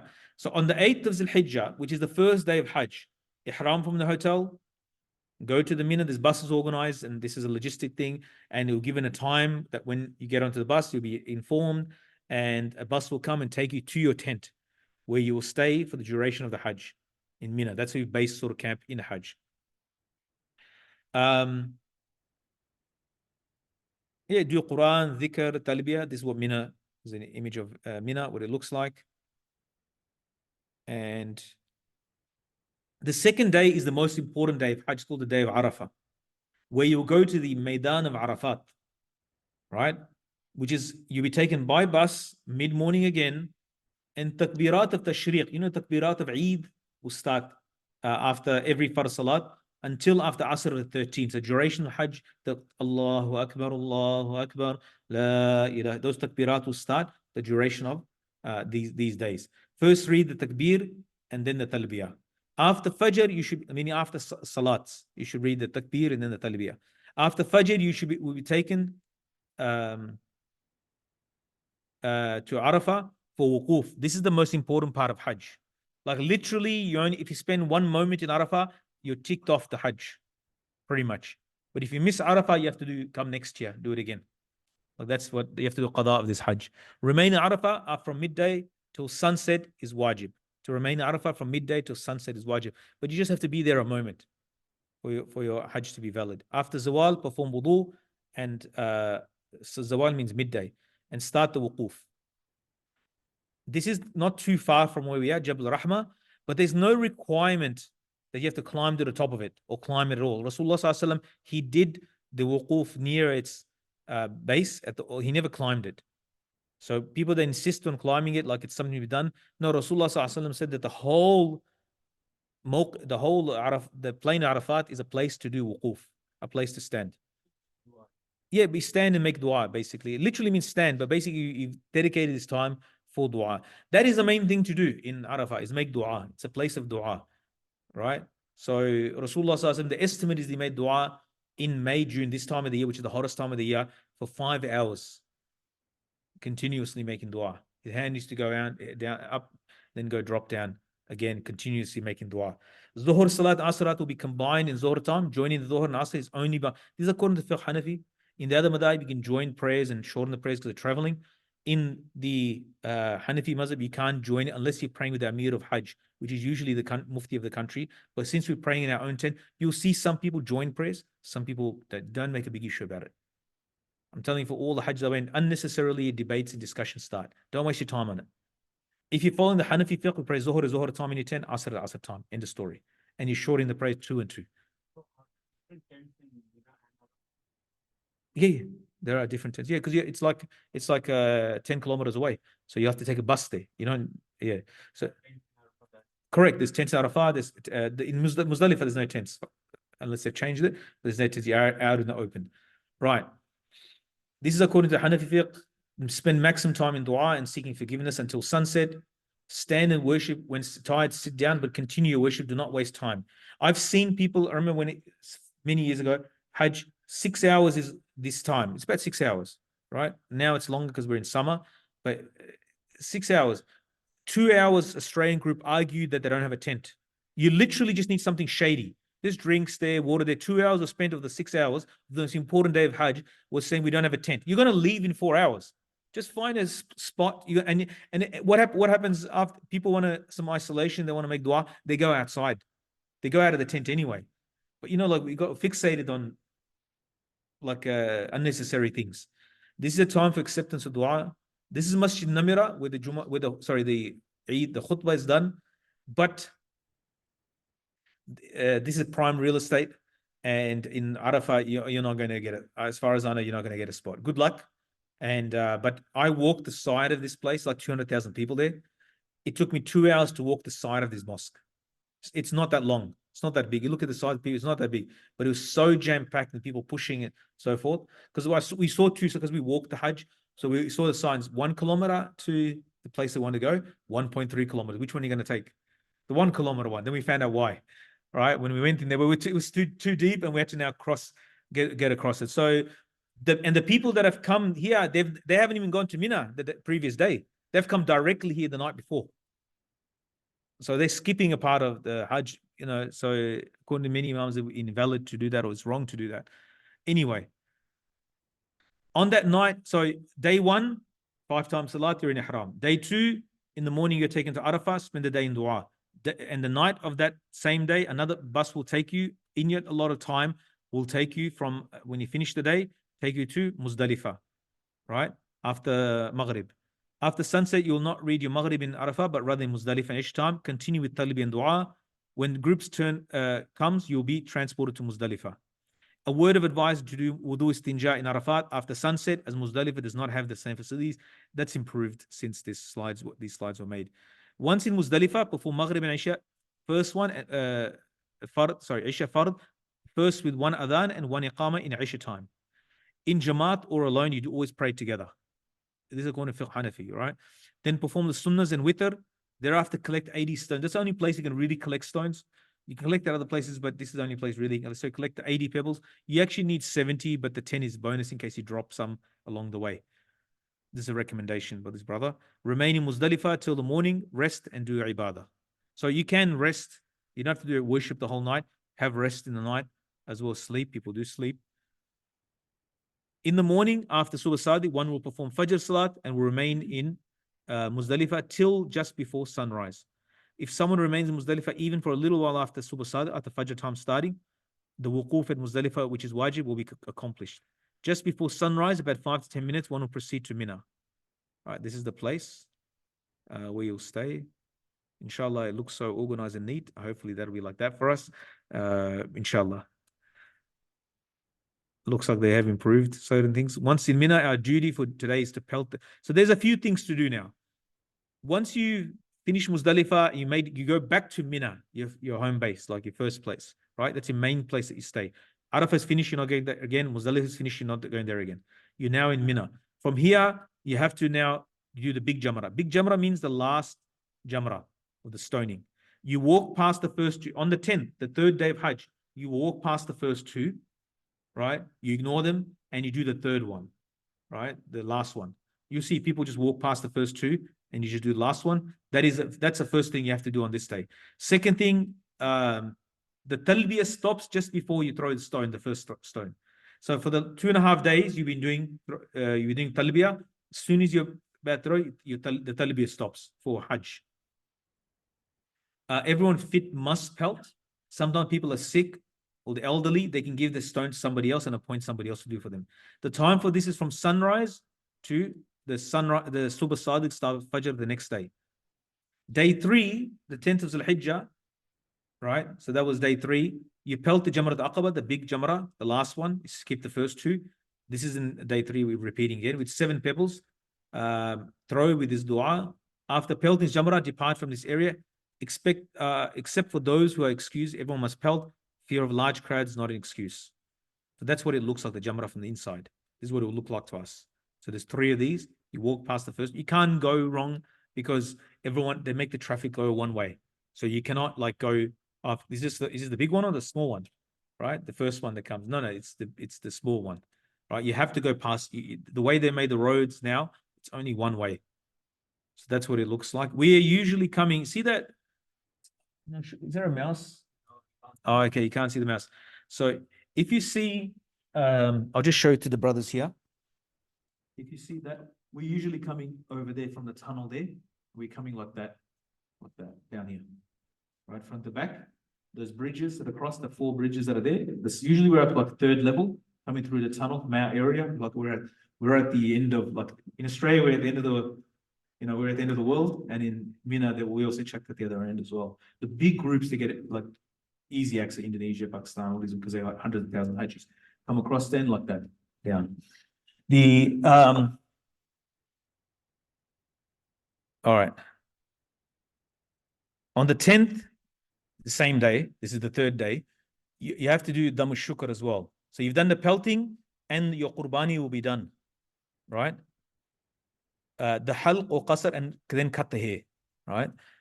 Now you'll be partially out of the ihram except for intimacy, which is allowed after tawaf of ziyarah, the tawaf of Hajj. Just the point regarding the order of these 3 things: the stoning, number 1, the cutting of the hair, and the qurbani.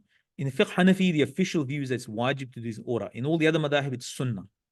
Meaning, for them, it's wajib that if you break the order. However, the Hanafi ulama in the recent era, they said that you can follow the other view due to the extreme difficulty of pinpointing what time exactly the qurbani was done, because it's done far away. So then they said you can follow this other view due to the extreme difficulty that you break the order. So you can cut the hair basically any time, right? So, and there's no penalty. But they said out of cautiousness, you should do a qurbani. Even they say after, just to ihtiyatan, if you do a qurbani, is better. But Wallahu alam. This needs to be done by sunset of the 12th, the tawaf. So now, what's the main thing that's left? That's like a main sort of pillar of Hajj, like you've done Arafah, is the tawaf of Ziyara. Tawaf of Ziyara, basically, in simple terms, is similar, almost the same as the tawaf. How long we got from Maghrib? 2 minutes. Okay, inshallah. All right, inshallah. If you can wait about 5 minutes, inshallah. Well, Muslim, just 5, give me 5, inshallah. This needs to be done by sunset of the 12th. So you can do the tawaf of Hajj on the 10th, 11th, 12th, any of those 3 days, right? Understand? So it's a tawaf, sa'i, Safa Marwa, in short, because you've already done the ihram part, right? And you've done the hair part already. So the 2 parts of Hajj, of tawaf that we did in Umrah that's left is what? Tawaf and sa'i, tawaf and Safa and Marwa. So this is now, you have to find a time to do this on the 10th, 11th, 12th. Obviously, if you're the group, they'll organize a time for you to go there to do this, inshallah. Right. If sa'i was done before, then only this doesn't apply here. And you're doing this in normal clothes, obviously, because you've already cut your hair. After this, one will come out of ihram fully. Then he'll return to Mina. With all, he will pelt all 3 jamarat on the 11th.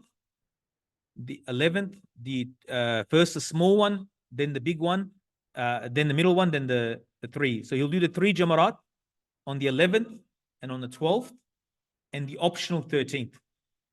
Right? So, do you understand? So on the 11th, so the first day was the day that he came back from Muzdalifah. He only did the last jamarat, right? The first 2 skipped. On the next day, 11th and the 12th, and the optional 13th day, the 6th day, on all 3 days, you'll do all 3 jamarat, right? The stoning 7, 7, 7, 7, 7, 7, 7, 7, 7. So that's like 63. The 7, that's 70, and then the 10 extra, if you remember that slide, right? Then on the 12th as well, he will pelt all 3 after Zawal, then proceed to Makkah. Now you can leave. If you can leave after on the 12th, you can leave Mina as long as you're there, leave before sunset. You're out of Mina, right? But if you are in Mina after Maghrib, then you have to do the Jamarat the next day. It's required, the sixth day, which is exactly the same as the other days. Any questions about Hajj? Yes. Like the information that the Rasulullah, he did 6 days or 5 days? It's a good question. I don't know. Yeah, I don't know. In the Quran, it gives the option. So it gives the option. But as for what Rasul himself did, I don't know. Jazakallah khair. Maybe I have to check, inshallah.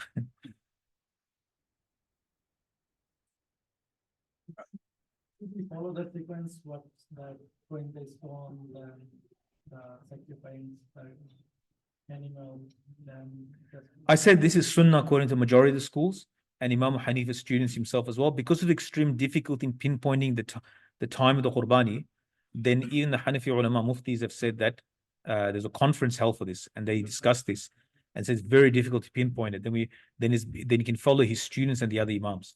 However, the ihtiyatan, if you give a Qurbani, it's good, but you can follow that. In that other view, it's sunnah. The tartib, the order is sunnah. Wallahu alam. Any other questions related to Hajj? Easy, inshallah. All right, just the last few masail. A woman in her menses will delay the tawaf of ziyarah until she becomes clean. It will be permissible for her to delay this event. So she can do Arafah, Muzdalifah, Mina, all the other acts except for tawaf of ziyarah. She can do the pelting. She can do all the acts except for tawaf of ziyarah. Without tawaf of ziyarah, Hajj is not complete. She would be exempt from tawaf without. There's only one last thing that left is tawaf without. When you finish your Hajj, the last thing that you do before you leave Makkah Mukarramah, it's wajib, compulsory, to do tawaf, a farewell tawaf. Just 7 rounds around the Kaaba, pray 2 rakat, and you leave. Right? That's called a farewell. This is wajib. Except someone who has an uzr, like a lady, she's in a haid, her period, she's excused from this. This chart again just gives a summary of the Hajj as well, the 6 days, what happens each day. Any questions?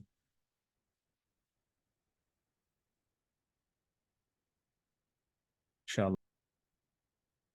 Although it's not Hajj itself, but it would be a shame if a person went all the way there and didn't get to visit Rasulullah Sallallahu Alaihi Wasallam. And to visit his city, to visit his masjid, and to visit the place from where all those sacrifices are done, which is Islam spread all over the world. And so we're beneficiaries of those things that happen in Makkah and Medina Munawwara. One of the great, I use his dars for his dars of Quran, his book, Mawlana Ahmad Lahur Rahmatullah Alayh. He was going to Medina Munawwara after Hajj, and somebody asked him, well, why are we going there for? It's 100,000 times sawab here in Makkah, and it's 1,000 times over there, you know. And this is strangely enough in Australian Hajjis, this question, nearly every year somebody would say this. And it's kind of a strange thing when you hear it for the first time. And Hazallahu Rahmatullah, first he said, it stumped, like for a second moment, it stumped me. For a moment, it affected me. Because you do the numbers, 100,000, 1,000. Like, if you're looking just purely from that point of view, then of course, you know, it's more sawab over there, so you shouldn't go. This is some people. Then he said to show appreciation for the one who taught us this. You wouldn't know 100,000, 1,000 if it wasn't for Rasulullah Sallallahu Alaihi Wasallam. You wouldn't know anything. To show gratitude for the one who taught us all of this. And that we present ourselves there and give salam to him and in his city and at his grave and so forth. So therefore, but when the first time you hear it, it is a very strange thing. And nearly every year, there's always somebody that will vocalize it, say it, why we need to go to Medina Munawwara. It's a very strange thing to hear. Like, but then you realize, like, yeah, when you explain, we need to explain. Like, we can't get upset with people because no one explained to them, right? That if after explaining to them and they don't understand, that's a different story, you know. When you enter Medina Munawwara, so those will be flying to Medina Munawwara. Obviously, you're not in a state of ihram when you go into Medina Munawwara. The obligation of Hajj are fulfilled. This is doing the other way around. But it'll be sad if you didn't go there. It's mentioning the reverse order. Obviously, for those coming from outside, they should first do the Hajj. That's a fard obligation. Generally, the order of things. Hajj should thus visit Medina Munawwara. Think of the virtues of this city and your niyyah for visiting to meet the Master, our beloved Rasulullah Sallallahu Alaihi Wasallam. Recite salawat upon him, durood upon him. Visit his masjid and see the place of ziyarah in this holy city. Let the intention be pure and clear only for Allah's pleasure and no other motive. Read a book on seerah. This is very important. Advise the Hajjis, even online as well, the ones that are going. Try to find a book on seerah. I know the time is very short, but try to read about Rasulullah Sallallahu Alaihi Wasallam and his life, his shamail, his attributes. Like, connect with Rasulullah Sallallahu Alaihi Wasallam at some, like, we have to. We haven't have choice. Like, your iman is not complete until you love him more than your own self and everybody else, your children, wife, and everybody, your parents. He has to be more beloved. So how is that going to come? At least you have to know about what he's done, because we owe him for all that he's done. Those people, him and the people around him and his family and his companions, We are Muslim because of what he did and his companions did, his family did. Like we have a debt, like we can't repay him, you know, we can't pay us. What do we say? We say salawat, salawat. Oh Allah, you send peace and blessings on him. I can't repay him. I can't pay him back. So you send peace and blessings. We make dua. Salawat on the Prophet is dua. We're asking Allah to send peace and blessings on him because we can't pay him for what? So what he's done for us. Read a book on Sirah and this city before you come. So the love of this city and it's great. There's a mini fadail of this city. But the time is short and I have another class starting with my teacher at 6 o'clock. So, today's jam. I came from a nikah before. Today's a jam-packed Saturday, mashallah. As you approach the city of Medina Munawwara, let your eagerness intensify. Leave all talk and say salawat abundantly. On entering Medina, like engage with what you're doing, where you are. Right? Engage, be connected to this place and the people. Be connected to this place and the personality of this place, right? Settle down at your place of residence, take a bath, wear your best clothes, apply itar, this is for men, do miswak, prepare to meeting with the greatest of all creation, and Nabi Sallallahu Alaihi Wasallam. Give out some charity as he proceeds, set out with humility and dignity. As the masjid appears and the green dome is sighted, that's where Rasulullah Sallallahu Alaihi Wasallam is, understand your good fortune and ponder on the exalted status of Rasulullah Sallallahu Alaihi Wasallam. Enter the masjid according to the sunnah method. Read 2 rakats in the Riyadh. Now, this Riyadh al-Jannah, you might not even get a booking during the whole Hajj. I think you've been told this already, right? The Riyadh al-Jannah, that place between the mimbar of Rasulullah Sallallahu Alaihi Wasallam and the house of Rasulullah, which is a piece of Jannah in this world, right? That part during Hajj is almost, because you have to do the booking. You can try. I'm not saying don't try. Try to get in somehow. But realistically, to get a spot through the system, it's booked out.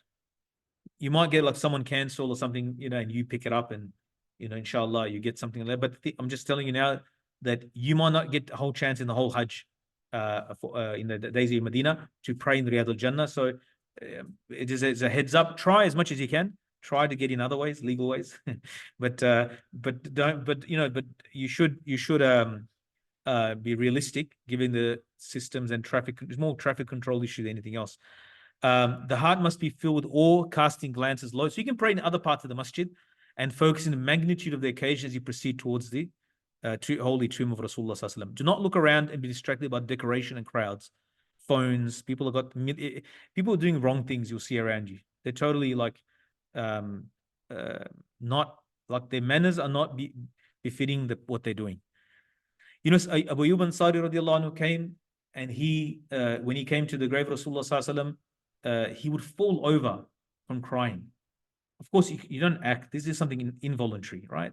SubhanAllah, there was a doctor from Turkey who in front of the grave of Ayyub Ansari radiallahu anhu. He was a doctor there. So he was standing, old man, like 80 something, and he's standing next to me. And both of us are walking to give salam. And I was watching him, he was, it's strange. He's from the same, his workplace is next to his surgery or whatever is next to the Abu Ayyub. And I'm watching him and his head's falling. Like he's actually as he's getting closer, you can see like he's falling over, and he's not an act. So Abu Ayyub Ansari was doing it alone. But then you see like Abdullah bin Umar, the senior Sahaba, the ones whose sunnah is made attached with the sunnah of Rasulullah Sallallahu Alaihi Wasallam, is that he went to Assalamu alayka ya Rasulullah, right? Then he stepped to the right, said Assalamu alayka ya Abu Bakr, Assalamu alayka ya Abi, Assalamu alayka my father, Umar radiallahu anhu. So, you know, if we do that with respect, the more thing is respect in the heart, ta'zim in the heart, and love in the heart. Understand? Least of all, never get angry with anyone or worry about what others are doing at the same, because people are doing all sorts of things. Now you don't have it. Now's not the time to fix people. You can advise maybe politely or something, but really you cannot. Don't be distracted with what the people are doing. The front side in the green line should be faced, and this way you're standing face to face with Rasulullah. Whether this gives Muhammad, that's in line with the face of the blessed face of Rasulullah Sallallahu Alaihi Wasallam, and when you're giving salam. It is considered disrespectful to touch the walls, peer into the Rawdah Sharif, taking videos, photos, because people are doing all sorts of things there. So you see that there. So this is the Riyadh al-Jannah. So you see this enclosure here from the top. I'll just point it to the brothers here because so this here is the Rawdah. So that's the house of Rasulullah, which is the house of Aisha, where Rasulullah is buried, with the green dome. That's the green dome, right? Above it. So that just marks where he's buried. That's the mimbar. Rasulullah is between that, and that is guard from the gardens of paradise. That place there is going to be very hard to get a spot in. There's a booking system for it, but it probably is chock-a-block. This is the gallery. The gallery starts over here. So you can go through the gallery and you can't give salah. That will be just continuously moving. They will not allow you to stop there, make dua or anything for Allah subhanahu wa ta'ala. You just have to give salam and make dua outside somewhere. So, and there are places, special places to pray in and so forth. But yeah, like the minbar is there, the same spot. The minbar is the same. I talking about the mihrab. The mihrab, there's several mihrabs, but what have they marked it? Number 2, mihrab al-Nabawi is that, the big one. So there's another one, Sulaimani, I think it's called, it's in front, right, where the Imam actually leads the prayer. I think now is they've come back here. They're leading here. If you pray in there, if you do, what I'm saying, because it's part of the Rawdah, you might not never get a chance in this Hajj.